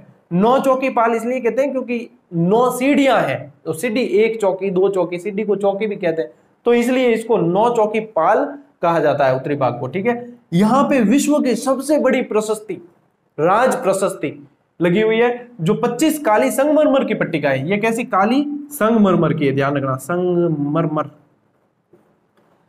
25 काली संगमरमर की पट्टिकाओं पर रणछोड़ भट्ट तेलंग ने इसको उत्कीर्ण करवाया था, और इसमें संस्कृत में 1917 श्लोक लिखे हुए। ओ बाप रे, 1917 लिखते कितना टाइम लगा होगा? 1917। आजकल तो यदि मैं विद्यार्थियों को कह दूं कि आपको 1900 लाइनें लिखनी है, तो भी जाने के मतलब कोई परलोक सिधार क्यों है, जो मतलब इन दमिड़ा ले ले रहे छोरा आजकल, बस 1917 श्लोक क्यों लिखा वही। तो ये कर्मठता है, और ये सिर्फ एक प्रशस्ति थोड़ी लिखी, और भी रचनाएं की थी। तो किसी न किसी को मतलब एक उदाहरण लेकर टारगेट बनाओ कि हमें मेहनत करनी। देखो मेहनत करने वाला ये रणछोड़ भट्ट तेलंग को हम क्यों पढ़ रहे हैं? क्यों? इसने मेहनत की थी। आप चाहते हो कि आपको भी यदि कोई अच्छा मान सम्मान दे, मान सम्मान चलो मारो गोली, कोई दिक्कत नहीं है, बढ़िया, मतलब फैमिली भी मान सम्मान दे देनी तो ही गणो है। फैमिली मान सम्मान जब देला जब थे नौकरी लागूला। तो इसलिए मेहनत अभी से करनी है। बार बार कहता हूं ये शांति काल है, और इस शांति काल के अंदर आपको मेहनत करनी है, और मेहनत कर ली तो कहीं बगले झांकने की जरूरत नहीं पड़ेगी, पूरी जिंदगी बगले झांकने की जरूरत नहीं पड़ेगी। बता दूं आपको कि यदि 3rd ग्रेड भी रीट में बन जाते हो तो 42,000 सैलरी आपके जेब में आ जाएगी, कट कटा के। ठीक है, 2nd ग्रेड बन जाते हो और भी बढ़िया मिलेगी, 1st ग्रेड बन जाते हो और भी बढ़िया मिलेगी। कुल मिलाकर सैलरी महत्व नहीं रखती है, एक स्थायित्व आ जाता है आपकी जीवन में, एक वो मतलब एक वो मुकाम आ जाता है जब आपके मतलब एक धैर्य आपके अंदर आ जाता है, आपके अंदर एक संतुष्टि आ जाती है कि अब मैं और मेरा परिवार पूरी तरीके से सेफ है, और अब हमारे मतलब जो भी सपने हैं वो हम पूरे कर सकते हैं। तो आपके सपनों में देखो मैं निमित्त बन रहा हूं, लेकिन मेहनत आपको करनी है। सारी चीजें क्लास के बीच में मोटिवेट करता हूं, आपको समय लेता हूं।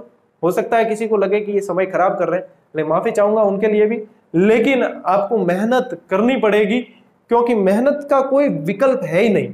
आप ये समझ लो कि कोई पेपर लीक करके सर लग जाते हैं, सर कोई नकल करके लग जाते हैं, गोली मारो उनको, कोई दिमाग में रखो ही मत।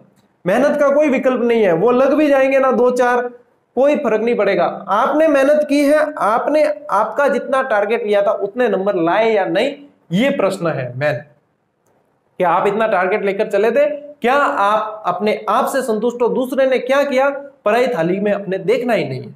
ठीक है ना, यदि देखते रहोगे तो कभी ध्यान से नहीं पढ़ पाओगे। आप तो बस मेहनत करो। क्या हम पढ़ते थे तब नकलें नहीं होती थी? होती थी, ऐसे की ऐसे होती थी। उजागर चलो कम होती थी, सोशल मीडिया कम थी, लेकिन फिर भी ध्यान इस तरफ डाइवर्ट मत करो। पढ़ना है तो बिल्कुल मन लगा के पढ़ो, शिद्दत से पढ़ो, फालतू बातों के अंदर बिल्कुल ही डाइवर्ट हो गए ना तो फिर बार बार तैयारी करनी पड़ेगी। नहीं, एक बार करो और निकल जाओ बस। कुंवारी सती का मंदिर, घेवर माता का मंदिर इस झील के किनारे स्थित है। राज्य की एकमात्र झील है जिसके नाम पर जिले का नाम है। राजसमंद जिला है ना, तो जिसके नाम पर जिले का नाम भी है। और ये कहते हैं कि उद्घाटन में जो है इसके 30 लाख का खर्चा कर दिया था राजा जी ने। उद्घाटन के अंदर इतने, मतलब मेरे को ससुराल जाने से रोका था तूने, और उद्घाटन किया बढ़िया उसका, और उसके ऊपर 30 लाख रुपए का उस समय खर्चा किया गया था। तो ये कुछ फैक्ट है जो है तो फैक्ट, लेकिन अपन को याद भी करने और समझने भी होते हैं कि इस तरीके से भी झीलें पढ़ी जाती है और इस तरीके से एग्जामिनर प्रश्न पूछता है। हालांकि वीडियो लंबा हो रहा है थोड़ा सा, लेकिन ये झीलें भी बड़ी बड़ी है। इनको मैंने शॉर्ट करके आपको दिए। शॉर्ट है लेकिन ऐसा नहीं है कि इसमें से एग्जाम में प्रश्न नहीं आएंगे, पर्याप्त है, शॉर्ट है लेकिन पर्याप्त है। तो इन्हें स्क्रीनशॉट लेके लिख लो, मैं आगे और झीलें करवाता हूं आपको। तो साथियों अब अगली झील अपन ले रहे हैं पिछोला झील। बहुत ही मोस्ट इंपोर्टेंट झील है। मोस्ट इंपोर्टेंट इसलिए क्योंकि ये उदयपुर की सबसे प्राचीन झील है, सबसे सुंदर झील है और इसमें से सवाल खूब बनते हैं, इसलिए मोस्ट इंपोर्टेंट है। तो पिछोला झील सबसे पहले बात करते हैं इसका निर्माण राणा लाखा ने नहीं, राणा लाखा के समय करवाया किसने? पिच्छू नामक बंजारा ने करवाया। क्यों करवाया? इसका बैल मर गया था, इसके पास एक बैल था, इसका बैल मर गया था, तो बैल की याद में खोदता गया और झील का निर्माण हो गया। तो बताते हैं कि पिच्छू नामक को बंजारा था, उसने अपने बैल की स्मृति में इसका निर्माण करवाया, इसीलिए इसको पिछोला झील भी कहते हैं। कुछ विद्वान बताते हैं कि ये राजमहल के पीछे बनी हुई है और पीछे बने होने के कारण इसे पिछोला कहा जाता है। तो अलग अलग तर्क देते हैं। वैसे पिछोला क्यों कहा जाता है ये नहीं आएगा, पिच्छू नामक बंजारा का सवाल आ सकता है। मेन आने का सवाल रहता है किसके समय बनी है? राणा लाखा के समय बनी है। जावर में माइन से मिली थी इनके समय, और ये अपने क्या कहते हैं पिछोला झील का निर्माण हुआ। उदयपुर की ये सबसे प्राचीन और सबसे सुंदर झील है, बहुत पर्यटक जाते हैं यहाँ पे घूमने। उदयपुर तो देखो वैसे भी झीलों की नगरी कही जाती है, झीलों की नगरी कहते हैं। अपने तीसरी की किताब में दिए रखा है कि उदयपुर को राजस्थान का कश्मीर कहा जाता है, ठीक है ना। तो ये सारी चीजें आपको ध्यान में रखनी। व्हाइट सिटी भी कहते हैं। और अपने ब्लू सिटी कौन सी है? जोधपुर है। पिंक सिटी कौन सी है? जयपुर है। तो कुछ चीजें जो है वो वैसे ध्यान में रखनी होती है आपको। सिसारमा व बुजड़ा नदियां गिरती है इस झील के अंदर आकर। दो देखो आगे आपको बताई थी, जावर और बागरी बता दी थी। अब यहाँ पे जो है अपने बुजड़ा और सिसारमा नदियां गिरती है। बागोर हवेली, देखो बागोर का नाम आते ही ज्यादातर जब अपन जीके पढ़ लेते हैं काफी सारा, तो बागोर का नाम आते ही लोग भीलवाड़ा की तरफ दौड़ते हैं और ऑप्शन देके बिना ही उसे सही कर देते हैं। जबकि बागोर हवेली जो है, हवेली अगर बात आए तो वो आपकी उदयपुर के अंदर है, और उदयपुर में भी बनवाई किसने थी? अमरचंद बड़वा ने बनवाई थी। और इस हवेली की खासियत है कि इसके अंदर विश्व की सबसे लंबी पगड़ी भी पड़ी है। बागोर हवेली के अंदर विश्व की सबसे लंबी पगड़ी यहीं पे पड़ी है। ताजमहल का पूर्वगामी, पूर्वगामी क्यों कहते हैं? क्योंकि भगोड़े के रूप में शाहजहां आके यहाँ पे रुका था इस जग मंदिर के अंदर, और जग मंदिर में रुकने के बाद में यहाँ की इसका वैभव देखा, इसकी कलाकृति देखी, तो उसके बाद में उसे इतना पसंद आया, तो बताते हैं कि मुमताज की याद में जो ताजमहल बनवाया गया था, तो वो इसे देखकर इसको ध्यान में रखकर बनवाया गया था, इसलिए इसे ताजमहल का पूर्वगामी कहा जाता है। यहाँ पे पहली सौर ऊर्जा चलित नाव चलाई गई, ठीक है। उदय सिंह ने राजमहल यानी सिटी पैलेस अभी वर्तमान में कहते हैं, इसका निर्माण इसके किनारे करवाया। फर्ग्यूसन ने इस राजमहल को विंडसर महल की संज्ञा दी। ये मोस्ट इंपोर्टेंट है, इस राजमहल को फर्ग्यूसन ने विंडसर महल की संज्ञा दी। नटनी का चबूतरा कौन सी झील के किनारे है? तो नटनी का चबूतरा आपके पिछोला झील के किनारे। अब इसमें भी एक स्टोरी है साथियों। स्टोरी है, इस नटनी का नाम था गलकी।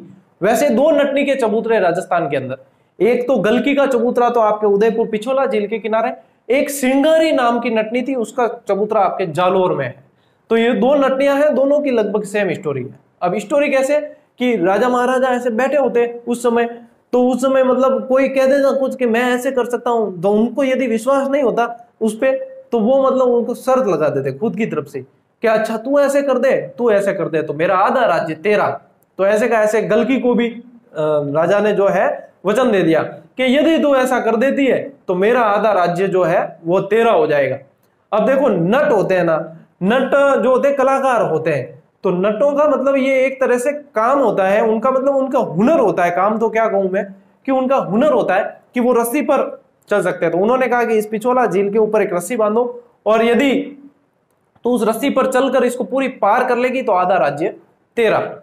तो उसका तो भाई काम था, उसका हुनर था ये। तो वो चलते चलते मतलब काफी दूरी तय कर दी रस्सी पर, वो ऐसे लकड़ी लेकर चलते हैं ना, वो ऐसे चलते चलते काफी दूरी तय कर दी। अब राजा तो टेंशन में आए तो क्या करें, देखो क्षत्रिय ठहरे, प्राण जाए पर वचन न जाए वाली बात उनके दिमाग में आ जाती है। लेकिन राजा ने वचन दिया, राजा नहीं तोड़ सकता, लेकिन दूसरे तो तोड़ सकते हैं। तो वो क्या करते हैं, अब सामंत जो होते हैं वो सोचते हैं राजा जी ने तो वादा तो कर दिया, और ये अगर ये हो गया तो फिर आधा राज्य जाएगा, बदनामी और अलग से हो जाएगी। तो फिर उन्होंने सामंत क्या करते कि जैसे ही वो जब झील पार करके पहुंचने वाली थी गल की, तो उन्होंने क्या किया कि उस रस्सी को काट दिया। उस रस्सी को काट दिया तो नटनी की जो है गिरने से मृत्यु हो गई, और वो जहां पे गिरी, जहां मृत्यु हुई, वहीं पे उसकी जो है समाधि बना दी गई, वो चबूतरा बना दिया गया, और इसलिए कहा जाता है कि नटनी का चबूतरा वहां बनाया गया। अब ये कहानी भी जो है वो किंवदंतियों पे आधारित ही है, और किंवदंतियों से सुन के ही किसी सोर्स में पढ़ने को मिलती है। तो ये है, तो ये बात है जो नटनी से संबंधित थी, वो भी मैंने आपको इसमें बता दी। और ऐसी की ऐसी स्टोरी श्रृंगारी की है, जो श्रृंगारी आपके जालोर में थी। ठीक है, अब बात करते हैं अपन आना सागर झील की। आना सागर आना जी ने बनवाई, इसलिए आना सागर। आना जी यानी अर्णोराज, अर्णोराज को आना जी भी कहते थे। ठीक है ना, आना जी ने बनवाई अजमेर के अंदर। 1137 में इस झील का निर्माण करवाया गया, चंद्रा नदी पर करवाया गया। कहते हैं कि उस समय तुर्क आक्रमण हुआ था और बहुत ज्यादा मात्रा में काट छाट हुई थी, तो आधे सब किसी के पड़े थे, आधे किसी के मतलब रक्त बिखरा हुआ था पूरा का पूरा। तो ये बताया जाता है कि तुर्कों के रक्त को साफ करने के लिए इस झील का निर्माण करवाया गया था। ठीक है, इस चीज को भी ध्यान में रखना। मेन जो चीज है वो ये है कि जहांगीर ने यहाँ दौलत बाग बनवाया, दौलत उद्यान बनवाया, और ये दौलत उद्यान वर्तमान में सुभाष उद्यान के नाम से जाना जाता है। कैसे याद रखोगे, देखो जहांगीर ने बनवाया ये तो याद रखना ही पड़ेगा, दौलत उद्यान था, फिर वर्तमान में सुभाष उद्यान है, कैसे याद रखोगे। तो ऐसे याद रखना कि जब राजा महाराजे थे ना अपने यहाँ पे भारत में, तब दौलत बहुत थी, सोने की चिड़िया कहा जाता था, दौलत बहुत थी, धन दौलत बहुत था। तो दौलत उद्यान यानी पहले दौलत उद्यान नाम आएगा। बाद में आपके सुभाष चंद्र बोस जो है वो स्वतंत्रता संग्राम में शहीद हुए थे, तो वो बाद में आए थे, तो बाद में इसका नाम क्या हुआ, सुभाष उद्यान हुआ। ठीक है, तरीका अच्छा है। चलो, शाहजहां ने यहाँ पे बारेदरी, बारेदरी क्या होती है अब पढ़ तो लेते हैं अपन, सीधी सीधी बारेदरी बनवाई। बारेदरी एक तरह की छतरियां होती है, ये समझ लो। छतरी क्या होती है, अब कहे कोई जना साइंस वाला कह सके, ज्यादा दूजा तो कोई नहीं कहे, जीके पहली बार यदि पढ़ेंगे तो क्या छतरी क्या होती है। छतरियां आपने देखी होगी, जब किसी की स्मृति बनाई जाती है या तो समाधि के ऊपर, एक तरह से यूं कह दो कि 4-5 पिलर होते हैं और उसके ऊपर वो गुंबद नुमा वो अपने क्या कहते हैं, कलाकृति नहीं कहेंगे, देखो दिमाग कैसा होता है, ऐसे शब्द निकल जाते हैं, इस स्थापत्य कला होती है। ठीक है ना, तो वो जो बनाई हुई होती है स्थापत्य कलाकृति, वो बारेदरी कहलाती है, छतरी नुमा, एक तरह से छतरी होती है। तो यहाँ पे 5 बारेदरी का निर्माण करवाया था और 3 खामखा के दरवाजे बनवा दिए। कैसे याद करो, बारेदरी और खामखा के दरवाजे बनवा दिए। किसने बनवाए, शाहजहां ने बनवाए, शाहजहां ने खामखा के दरवाजे बनवा दिए, ऐसे याद रख लेना। ठीक है, जहांगीर ने चश्मा-ए नूर, अब कुछ किताबें एक चश्मा-ए नूर झरना बनवाया ऐसे देते हैं, वैसे चश्मा जो है ना, चश्मा झरने का ही पर्यायवाची शब्द है, तो चश्मा-ए नूर बनवाया, तो झरना ही है ये एक तरह का, तो चश्मा-ए नूर बनवाया, इस चीज को ध्यान रखें। और अकबर ने यहाँ पे जामा मस्जिद बनवाई थी। देखो अकबर, जहांगीर और शाहजहां से संबंधित यहाँ, अब वैसे भी अजमेर तो केंद्र रहा है और अजमेर से संबंधित बहुत इनसे जुड़ाव रहा है और काफी तथ्य पढ़ने को मिलेंगे इनसे संबंधित। कोशिश की है कि रोचक तरीके से आपको पढ़ाया जाए और याद करवाया जाए, और इसे एक बार देख लिया, एक बार नोट्स बना लोगे, एक बार वापस पढ़ लोगे, तो मुझे पूरा विश्वास है कि आपको ये अच्छी तरीके से याद हो जाएंगे। और साथियों एक बात बताना चाहूंगा, बहुत अच्छा लगता है जब यदि कोई सोशल मीडिया पे कहीं देखते हैं ऐसी पोस्ट सर्फिंग करते हुए दिख जाती है कि सेकंड ग्रेड के लिए, फर्स्ट ग्रेड के लिए कोई अच्छी कोचिंग या अच्छा चैनल सजेस्ट करें, और उसके कमेंट सेक्शन में जब अपने 4-5 कमेंट मिल जाए तो बहुत अच्छा लगता है देखकर। आज ही देखे मैंने 2-4 कमेंट, कोई खान साहब है, उन्होंने, नाम मुझे याद नहीं है अभी पूरी तरीके से, बहुत अच्छा लगा मुझे देखकर कि उन्होंने क्लासेस को शेयर किया। काफी विद्यार्थी करते हैं और उनका मतलब ये उन्हें पसंद आई है। हालांकि मैं तो पूरी तरीके से मेहनत कर रहा हूँ, समर्पण पूरा ही है मेरा, अभी आगे और समर्पण आपको देखने को मिलेगा। आज अपन पढ़ने जा रहे हैं साथियों फतेह सागर झील। फतेह सागर झील, सबसे पहला ही प्रश्न आता है कि कहाँ स्थित है, तो ये है आपके उदयपुर में। अब इसका निर्माण तो जो शुरू करवाया ना, जो निर्माण करवाया, शुरू तो क्या, जो निर्माण करवाया वो शासक अलग है, लेकिन इस झील का नाम अलग है। तो उसके पीछे समझने वाली बात है कि निर्माण करवाया 1688 में महाराणा जय सिंह ने, ठीक है, लेकिन 1888 में इसका पुनर्निर्माण करवाया फतेह सिंह जी ने। तो फतेह सिंह जी ने पुनर्निर्माण करवाया, तो तब से इसका नाम क्या हो गया, फतेह सागर। और वहां पे जो उदयपुर में स्टूडेंट्स वगैरह रहते हैं या लोकल पब्लिक है, वो इन्हें एफएस और डीटी और ऐसे शॉर्ट नाम से बुलाते हैं। क्योंकि मैं भी उदयपुर में रहा हुआ हूँ कुछ समय, तो वहां पे पता चलता है कि वहां शाम को तो मतलब जमावड़ा होता है, हुजूम होता है, कई स्टूडेंट्स का ज्यादा होता है, क्योंकि स्टूडेंट्स वहां पे ज्यादा पढ़ाई के लिए वगैरह रुकते हैं। तो डीटी कहते हैं दूध तलाई को और एफएस कहते हैं फतेह सागर को, ऐसे शॉर्ट में बुलाते हैं। तो अपन इसको पढ़ते हैं कि ये देखो पिछोला गांव के ऊपर की तरफ देवाली गांव में, पिछोला झील के ऊपर की तरफ देवाली गांव में, इसलिए इसे कई बार देवाली सागर भी कहते हैं, देवाली सागर भी कहते हैं, क्योंकि देवाली गांव में है तो देवाली सागर भी इसे कह दिया जाता है। इसकी नींव ड्यूक ऑफ कनॉट ने रखी थी, ड्यूक ऑफ कनॉट ने इसकी नींव रखी। ये ड्यूक जो होता है, ड्यूक शब्द वैसे राजकुमार के लिए प्रयुक्त किया जाता है, प्रिंस कहते हैं ना, उसी टाइप से ये ड्यूक शब्द होता है। तो इसका भी थोड़ा सा ध्यान रखें, जब पढ़ते हैं तो बीच में जो शब्द आते हैं उनको भी अपन साथ में क्लियर करते हुए चले। ये देश की पहली, यहाँ पे क्या है, सौर वेधशाला 1975 में स्थापित की गई, 1975 में स्थापित की गई देश की पहली सौर वेधशाला। और यदि सौर ऊर्जा चलित नाव का पूछते तो अपन ने पिछोला के अंदर पढ़ी थी, ठीक है। इसके मध्य नेहरू गार्डन, अब ये दौलत बाग और ये सारे आपको गार्डन सारे याद करने पड़ेंगे, जैसे अपन ने पढ़ा था कल परसों वाले टॉपिक में दौलत बाग, उसी को फिर बाद में सुभाष उद्यान कहा गया। नेहरू गार्डन का पूछे तो आपको यहां आ जाना है, फतेह सागर। इसके किनारे बड़ा टेलीस्कोप, एक बहुत बड़ा टेलीस्कोप है, सौर गणना के लिए, ग्रहों की गणना के लिए लगाया गया है। तो टेलीस्कोप लगाया है। कई बार ये पूछ लिया जाता है कि ये किस देश की सहायता से लगाया, तो ध्यान रखना ये बेल्जियम की सहायता से लगाया गया है, बेल्जियम की सहायता से लगाया गया है। यहाँ पे चेतक स्मारक है, चेतक स्मारक है, चेतक की छतरी नहीं है। चेतक की छतरी जो है वो बलीचा राजसमंद में 4 खंबिया है, ठीक है, चेतक की छतरी। फिर महाराणा प्रताप की छतरी आपके चावंड के अंदर 8 खंबिया है, केजड़ बांध के किनारे।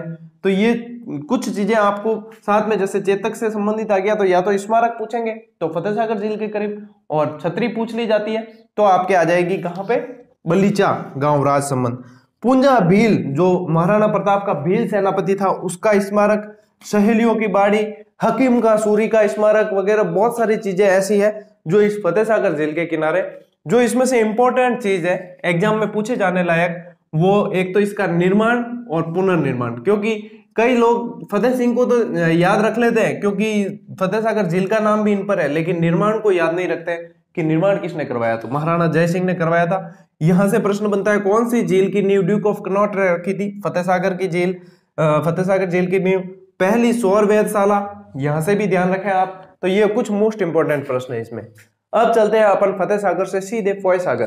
फॉय सागर कहाँ है साथियों, फॉय सागर है आपके अजमेर में, अजमेर में। ये अकाल राहत कार्य के दौरान बनाई गई थी। परसों के टॉपिक में अपन ने पढ़ा था कि राजसमंद झील जो है उसको भी अकाल राहत कार्य के दौरान एक बार बनाई थी, इसे भी अकाल राहत के दौरान बताते हैं। 1891-92 में इंजीनियर फॉय, अंग्रेज इंजीनियर था, इंजीनियर फॉय ने इसका निर्माण करवाया, इसी कारण इसे फॉय सागर झील के नाम से जाना जाता है। इसके निर्माण में 2,69,000 रुपए का खर्च आया था। उस समय 2,69,000 का खर्च लगभग आया था। इसके किनारे प्राचीन चामुंडा माता मंदिर स्थित है। अब ये प्राचीन चामुंडा माता मंदिर है, ऐसे पता चलता है कि किंवदंतियों के अनुसार कहा जाता है कि यहाँ पे महाराणा अपने पृथ्वीराज तृतीय जो चौहान शासक था वो दर्शन करने आया करता था नियमित रूप से, तो इसलिए इसे प्राचीन चामुंडा माता मंदिर इसलिए प्रसिद्ध भी है। तो प्राचीन चामुंडा माता मंदिर इसके किनारे स्थित है। इसका जल स्तर जब बढ़ जाता है, जब पानी ज्यादा आता है तो इसका जल ऑटोमेटिकली चला जाता है किसके अंदर, आना सागर झील के अंदर। आना सागर अपन पढ़ चुके हैं, तो यह आना सागर झील के अंदर चला जाता है। अब इसके अलावा एक झील और अपन पढ़ते हैं, स्वरूप सागर। ये एक तरह से चैनल का काम करता है। चैनल क्या कहते हैं, चैनल जो कि नहीं दो जल स्तर वाले को मिलाता है, वो चैनल होता है एक तरह से बीच में, तो ये चैनल का काम करता है। तो ये फतेह सागर और पिछोला झील के बीच की योजक कड़ी है, उन दोनों को मिलाने का काम करता है। आप पढ़ते हो इंग्लिश चैनल और ये सारे अपने इंडिया में बहुत सारे चैनल पढ़ोगे, 8 डिग्री 9 डिग्री 10 डिग्री, तो इसी तरीके से ये वैसे चैनल है नहीं लेकिन चैनल की तरह काम करता है, मिलाने का काम करता है, तो इसे भी अपने को ध्यान में रखना है। तो एक बार साथियों इन चीजों को नोट कर लो, ये मोस्ट इंपॉर्टेंट एक तरह से नोट्स के रूप में मैं आपको दे रहा हूं, मोस्ट इंपॉर्टेंट चीजें हैं। और प्रश्न आप देखोगे पिछले एग्जाम के पेपर मिलाकर देखना, तो प्रश्न जो है अपने इस बोर्ड के ऊपर से आपको दिखेंगे कई सारे, जितनी भी क्लासेस चली है, आज ये 23वीं क्लास है और 22 क्लासेस अपलोड हो चुकी है। और मैंने आपको कहा था कि धीरे धीरे कोर्स देखो पूरा हो जाएगा और आपको पता भी नहीं चलेगा। और जो जल्दबाजी कर रहे थे अब वो भी थोड़े से शांत हो चुके हैं, क्योंकि उनको पता है, देखो विज्ञप्ति नहीं आई है अभी तक, अभी विज्ञप्ति नहीं आई है, अभी अपन बहुत अपने नींव भरने का काम है। कोई भी मकान बनता है ना तो उसकी नींव बहुत ही मजबूत भरी जाती है और इत्मीनान से भरी जाती है, यूं धाबो दिबो नहीं करेगा, हाँ भाई यूं हाल जाए कोई कोई, लेकिन नींव जो मजबूत भरी जाती है, क्योंकि इमारत कितनी भी मंजिला खड़ी होगी वो उसका पूरा बुनियाद जो है वो मजबूत बननी जरूरी है। इसलिए अपन जो अभी कर रहे हैं शांति काल के अंदर ये नींव भरने का काम है। जैसे विज्ञप्ति आएगी तो हमें भी एक्सीलरेटर करना पड़ेगा, एक्सीलरेटर दबाना पड़ेगा, तो उस समय स्पीड भी बढ़ाएंगे, समय भी बढ़ाएंगे। लेकिन अभी आप तुरंत साथ साथ में याद करते हुए चले और ये 100% आपको फायदा पहुंचाने ही वाला है। तो इसे एक बार नोट करें, फिर आगे चलते हैं अपन, आगे बढ़ते हैं साथियों। अब अपनी अगली झील है उदय सागर, जैसा इसका नाम है वही है ये, उदयपुर के अंदर बताते हैं कि 1559 में आयड़ नदी पर यह बनाई गई। अब अपन ने अपा तंत्र अभी नदियां पढ़ी है और अपन ने बेडच नदी, आयड़ नदी ये सब पढ़ी, बनास की सहायक नदियां पढ़ी थी। तो इसवाल की पहाड़ियों से आयड़ नदी निकलकर उदय सागर झील में गिरती है, फिर वहां से वापस निकलकर बेडच नदी के रूप में बनास में जाकर मिलती है। तो ये अपन ने पढ़ा था और वही ये उदय सागर झील है। मैंने वहां पे बताया भी था कि मैं उदय सागर झील में इसको व्यवस्थित रूप से और बताऊंगा। तो ये वही उदय सागर झील है जिसका 1559 में निर्माण करवाया गया और इसमें से इसे बेडच नदी का उद्गम स्थल भी मानते हैं, क्योंकि यहाँ से आकर आयड़ इसमें गिरती है, फिर यहाँ से निकलने वाली नदी बेडच नदी कहलाती है। तो ये बेडच नदी का उद्गम स्थल भी हो गया। यहाँ पे अमर सिंह और मान सिंह की मुलाकात हुई थी। कब हुई थी? हल्दी घाटी युद्ध से पहले हुई थी। अच्छा, इसका निर्माण उदय सिंह ने करवाया, महाराणा उदय सिंह ने करवाया है। अब उदयपुर शहर जो बसा था वो भी 1559 में बसाया गया था। 1459 में आपके जोधपुर की स्थापना की गई थी जोधा द्वारा और 1559 में उदयपुर की स्थापना। अब देखो, हल्दी घाटी युद्ध से पहले एक छोटी सी स्टोरी बताता हूँ, ज्यादा लंबा नहीं करूंगा। जब अकबर ये चाहता था कि महाराणा प्रताप कैसे न कैसे अधीनता स्वीकार कर दे, तो उसने बहुत सारे अभियान भेजे थे। आपने पढ़े भी होंगे कि जलाल खां को भेजा, फिर मान सिंह को भेजा, फिर भगवान दास को भेजा, फिर टोडरमल को, इस तरीके से क्रमानुसार भेजे। तो मान सिंह को भी मुलाकात के लिए एक बार भेजा और मान सिंह और इनकी मुलाकात उदय सागर झील के किनारे हुई बताते, लेकिन महाराणा प्रताप इनसे नहीं मिले, मान सिंह से महाराणा प्रताप नहीं मिले थे। अब उसका कारण यह था कि कछवा वंश जो था सबसे पहले मुगलों से संबंध करने वाला वंश था। तो मेवाड़ वंश जो था वो एक बहुत स्वाभिमानी वंश था, वो इस चीज को एक्सेप्ट नहीं करते थे और वो थोड़ा सा इनसे दूरी रखते थे। तो उन्होंने महाराणा प्रताप इनसे मिलने नहीं आए, मान सिंह से मिलने नहीं आए और अपने पुत्र को भेज दिया, अमर सिंह को भेज दिया कि भाई जा तू मिल राजा और जो भी हो समाधमा कर लीजिए, जब भी तार सेठ बैठे जो कर दीजिए, यूं कह भेज दिया अमर शाह आया मिलिया मान सिंह। अब वो मान सिंह ये चाहता था कि महाराणा प्रताप क्यों नहीं आए। उसने अमर सिंह से पूछा कि महाराणा प्रताप आपके पिताजी नहीं आए, तो अमर सिंह ने कहा कि पिताजी का स्वास्थ्य थोड़ा ठीक नहीं है। बहाना बनाया, देखो उसने अमर सिंह के ऊपर छोड़ा हुआ था प्रताप ने, तो कि जैसे भी हो तेरे समाधमा कर देना, तो कि पिताजी का स्वास्थ्य थोड़ा ठीक नहीं है। अब इतने में मान सिंह समझ गया कि हमारे जो है बहन बेटियों का संबंध मुगलों से किया हुआ है, इस वजह से शायद ये हमसे मिलना पसंद नहीं कर रहे हैं। तो उसको आया गुस्सा मान सिंह को। मान सिंह तुरंत उठ खड़ा हुआ और कहा ठीक है, आपके पिताजी का स्वास्थ्य ठीक करने हम जल्दी आएंगे। क्या कहा? आपके पिताजी का स्वास्थ्य ठीक करने हम जल्दी आएंगे। जल्दी आएंगे मतलब सेना लेकर आएंगे, अब युद्ध की तैयारी करो। इनडायरेक्टली कहने का मतलब मकसद ये था। अमर सिंह जी क्या काम है? अमर शाह कह ए भी समझ गया इनो इशारो मान सिंह रो के मान सिंह कहनो कहीं चाहे। अमर शाह के आप भी आइएगा और आपके फूफा को भी लेकर आइएगा, देख लेंगे। तो फूफा कौन? अकबर। ऐसी बातें उसमें चलती। इतिहास बहुत इंटरेस्टिंग है, जब अपन इतिहास पढ़ेंगे ना तो आपको इसी तरीके से पूरी एक एक चीज याद करवा दूंगा, और साथ साथ में ट्रिक्स वगैरह सारी चीज। तो ये रोचक किस्से बहुत आएंगे अंदर। तो इस तरीके से इनकी मुलाकात उदय सागर झील के किनारे हुई थी। अब इसके किनारे हिंदुस्तान जिंक स्मेल्टर प्लांट लगा हुआ है, और ये प्रश्न एक बार बना भी है कौन सी झील के किनारे, तो उदय सागर, ध्यान रखना आप। ठीक है, आगे बढ़ते हैं। कोलायत झील। कोलायत झील में सबसे पहला प्रश्न बनता है कि कहां पर है? बीकानेर। दूसरा प्रश्न बनता है इसके उपनाम से, शुष्क मरुस्थल का सुंदर उद्यान।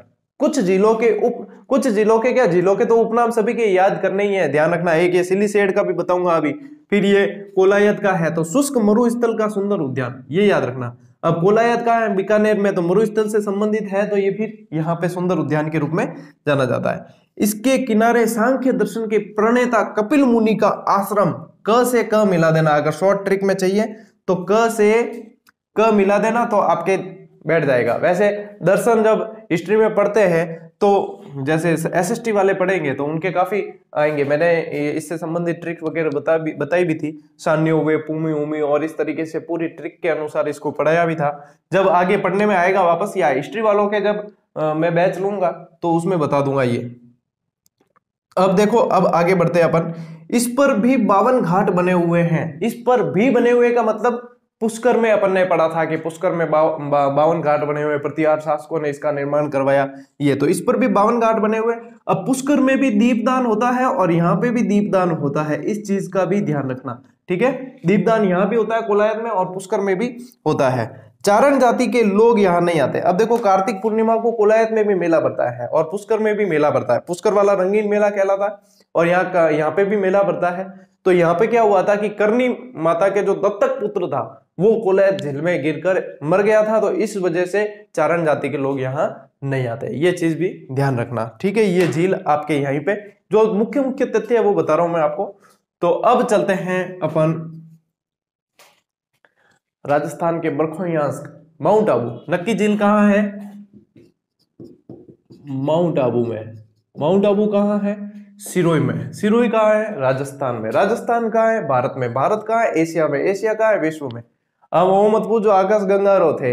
ठीक है, चलिए आगे चलते हैं। राजस्थान की सबसे ऊंची झील है, क्यों 1200 मीटर ऊंचाई पर स्थित है ये, और सबसे गहरी झील है ये 125 फीट। इसमें शायद मैंने जब नक्की एक बार झीलें स्टार्ट की तब बताया तो गलती से 125 मीटर बोल दिया होगा, उसको भी 125 फीट कर देना आप। 125 फीट गहरी है ये। गरासिया जाति के लिए बहुत पवित्र मानी जाती है, तो गरासिया जाति के लोग यहाँ पर अस्थियां प्रवाहित करने आते हैं। इसके किनारे यहां से प्रश्न बनते हैं काफी। हाथी गुफा, राम गुफा, रघुनाथ गुफा, ऐसी गुफाएं बहुत सारी है इसके किनारे। पर्यटक स्थल है ये। ऐसे भी प्रश्न आ सकता है कि राजस्थान की सबसे ऊंची झील जहां पे नौकायन होता है, तो वो भी नक्की ही है आपके। सर्दियों में कई बार इस पर बर्फ की परत जम जाती है। बहुत ज्यादा सर्दी पड़ती है ना, तो बर्फ की परत भी जम जाती है इसके ऊपर, हल्की सी बर्फ। इसके किनारे ये है। इसके किनारे फिर ये 3 तरह की रॉक है। रॉक क्या है? चट्टाने हैं, अलग अलग आकृति की चट्टाने हैं। तो नन रॉक यानी कि घूंघट निकाले हुए स्त्री के समान, टॉड रॉक मेंढक के समान, और नंदी रॉक, नंदी यानी बैल के समान। अब नन रॉक ऐसा है कि आपने हॉलीवुड की यदि पिक्चरें देखी होगी तो उसमें नन जो बताते हैं वो चर्च में जो होती है ना, वो ऐसे घूंघट निकाले हुए जैसी होती है। तो वो, हालांकि ये नन वाली जो पिक्चरें बनती है वो भूतों से संबंधित बनती है, हॉलीवुड की फिल्में जो बनती है, लेकिन नन रॉक अपने यहाँ पे घूंघट निकाले हुए स्त्री के समान चट्टान है, वो ध्यान रखना है। अब पढ़ते हैं साथियों अपन अलवर की सिलीसेड झील। कहाँ की है? अलवर की है। अलवर की है। इसका निर्माण विनय सिंह जी ने करवाया। सिलीसेड नाम ऐसे पड़ा कि रानी शीला के लिए इसका निर्माण करवाया। देखो उस समय कितना अच्छा जमाना था, अपनी रानी के लिए, अपनी पत्नी के लिए जो है झीलों का निर्माण करवा देते थे। और अब तो कोई शीला नाम की, जैसे देखते हैं अपन, कलयुग आ गया है तो कलयुग में शीला नाम के गीत बन गए, शीला की जवानी वगैरह वगैरह। तो अब तो ऐसे निर्माण होते हैं कि फूहड़ गीत बनने लग गए, और उस समय पवित्र झीलें बनती थी। ये तो प्रकृति का सौंदर्य है। सौंदर्य कैसे है कि इसका उपनाम भी क्या है? राजस्थान का नंदन कानन इसका उपनाम है। तो ये इस समय बहुत बढ़िया समय था। धीरे धीरे धीरे अब पता नहीं आगे और कैसा समय आएगा वो भी नहीं पता है, लेकिन समय के अनुसार हम ही समय में बदलाव कर सकते हैं। और हम एक व्यक्ति यदि 2 व्यक्ति तक अच्छे विचार प्रेषित करता है और फिर वही धारा आगे चलती है, तो हालांकि डिजिटलाइजेशन के फायदे भी है और नुकसान भी है, तो काफी सारी चीजें इंटरनेट वगैरह के नुकसान भी होते हैं, फायदे भी होते हैं। अब व्यक्ति के ऊपर है कि वो उसको किस तरीके से यूज करता है। हालांकि ये सारे टॉपिक अलग है, अपने आप इसको नोट करो और इसके बाद अपन आगे चलते हैं।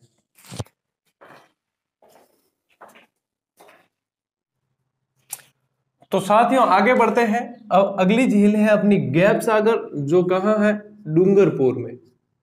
सबसे पहला प्रश्न। दूसरा प्रश्न, इसका उपनाम, इसे एडवर्ड सागर के नाम से भी जाना जाता है। मुझे लगता है निकट भविष्य में इससे प्रश्न जरूर बनने की संभावना है किसी भी एग्जाम में, लेकिन एडवर्ड सागर इसका उपनाम आपको ध्यान रखना है।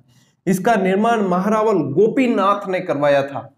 इसके किनारे गोवर्धन नाथ मंदिर, राजराजेश्वर महल, जगन्नाथ मंदिर, कालीबाई का स्मारक, सेंगाबाई का स्मारक, नानाबाई का स्मारक भी है, विवेकानंद जी का स्मारक, गौरीबाई का स्मारक, ये सारे स्मारक इस अपने गैप सागर झील के किनारे स्थित है। कालीबाई को आपने सुना होगा, पढ़ा होगा। कालीबाई को अंग्रेजों ने पाठशाला बंद करवाने के लिए इनके शिक्षक को बंदी बना दिया था। उसके बाद में इन्होंने जो है हंसिये से रस्सी काट कर, ये पूरी स्टोरी कालीबाई से संबंधित है।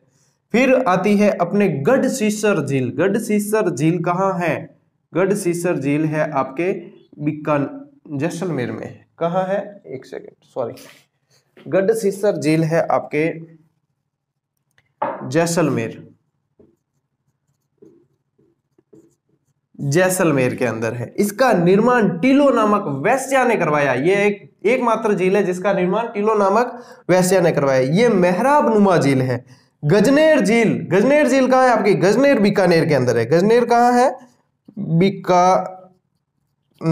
गजनेर बीकानेर के अंदर है। इसे शुद्ध पानी का दर्पण, ये उपनाम मोस्ट इंपोर्टेंट है। देखो, एक तो सिल्लीसेड का उपनाम नंदन कानन वाला, एक शुद्ध पानी का दर्पण गजनेर का उपनाम, एक कोलायत का उपनाम अपने शुष्क मरुस्थल का सुंदर उद्यान। ये तीनों उपनाम आपको याद होने ही चाहिए कि वो तीनों ही मोस्ट इंपोर्टेंट है। इसका निर्माण 1920 में गज सिंह जी ने करवाया, इसीलिए इसका नाम क्या है? गजनेर झील है। आइए बढ़ते हैं आगे। नवल सागर। नवल सागर का स्थान जरूर याद रखना, बूंदी के अंदर है। इसका निर्माण उमेद सिंह ने करवाया है।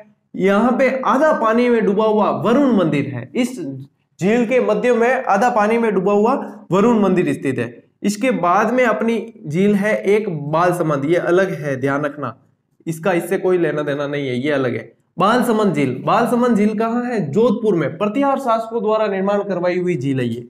निर्माण इसका 1159 में प्रतिहार शासक बालक राव ने करवाया। किसने? प्रतिहार शासक बालक राव ने करवाया। सूर सिंह जो यहाँ के राजा थे, सूर सिंह ने इसके मध्य अष्टखंबिया महल और जनाना बाग का निर्माण करवाया। कहाँ? बालसमंद। तो बालसमंद में क्या ध्यान रखोगे? निर्माण तो करवाया इसका प्रतिहार शासक बालक राव ने 1159 में। सूर सिंह ने इसके मध्य अष्टखंबिया महल और जनाना बाग का निर्माण करवाया है। ये बालसमंद झील। मोती झील। मोती झील आपकी है भरतपुर के अंदर। कहाँ है? भरतपुर के अंदर है, और इसे भरतपुर की लाइफलाइन कहा जाता है मोती झील को।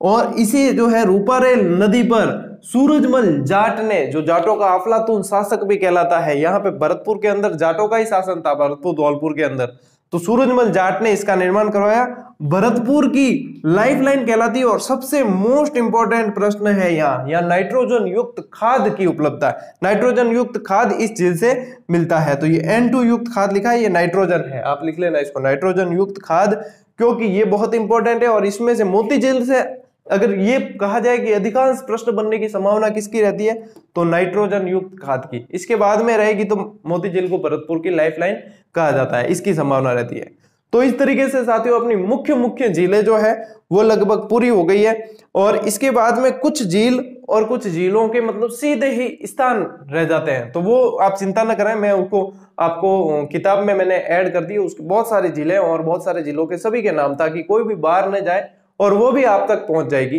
व्यवस्थित रूप से। जैसे ही सारी चीजें आएगी मैं आपको समय समय पर बताता रहूंगा कि अभी ये प्रोजेक्ट तैयार है, ये प्रोजेक्ट तैयार है, जो भी होगा मैं समय पर आपको इन्फॉर्म कर दूंगा और उसके अनुसार आप देख लेना। तो ये चीज है, इन्हें नोट कर लो आप। और इन्हें अब आपका अपवाह तंत्र जो कहते हैं वो अब पूरा हो चुका है, संपूर्ण अपवाह तंत्र पूरा हो चुका है। अब अपन आगे कल पढ़ेंगे, कल अपन वनस्पति शुरू करेंगे। वनस्पति आपके है वेजिटेशन से संबंधित टॉपिक है, तो वनस्पति अपन शुरू करेंगे और उसके बाद में फिर आगे जैसे जैसे चलते रहेंगे। तो इन्हें नोट कर लो आप, फिर मिलते हैं अगली क्लास में। तब तक के लिए राम राम, जय हिंद।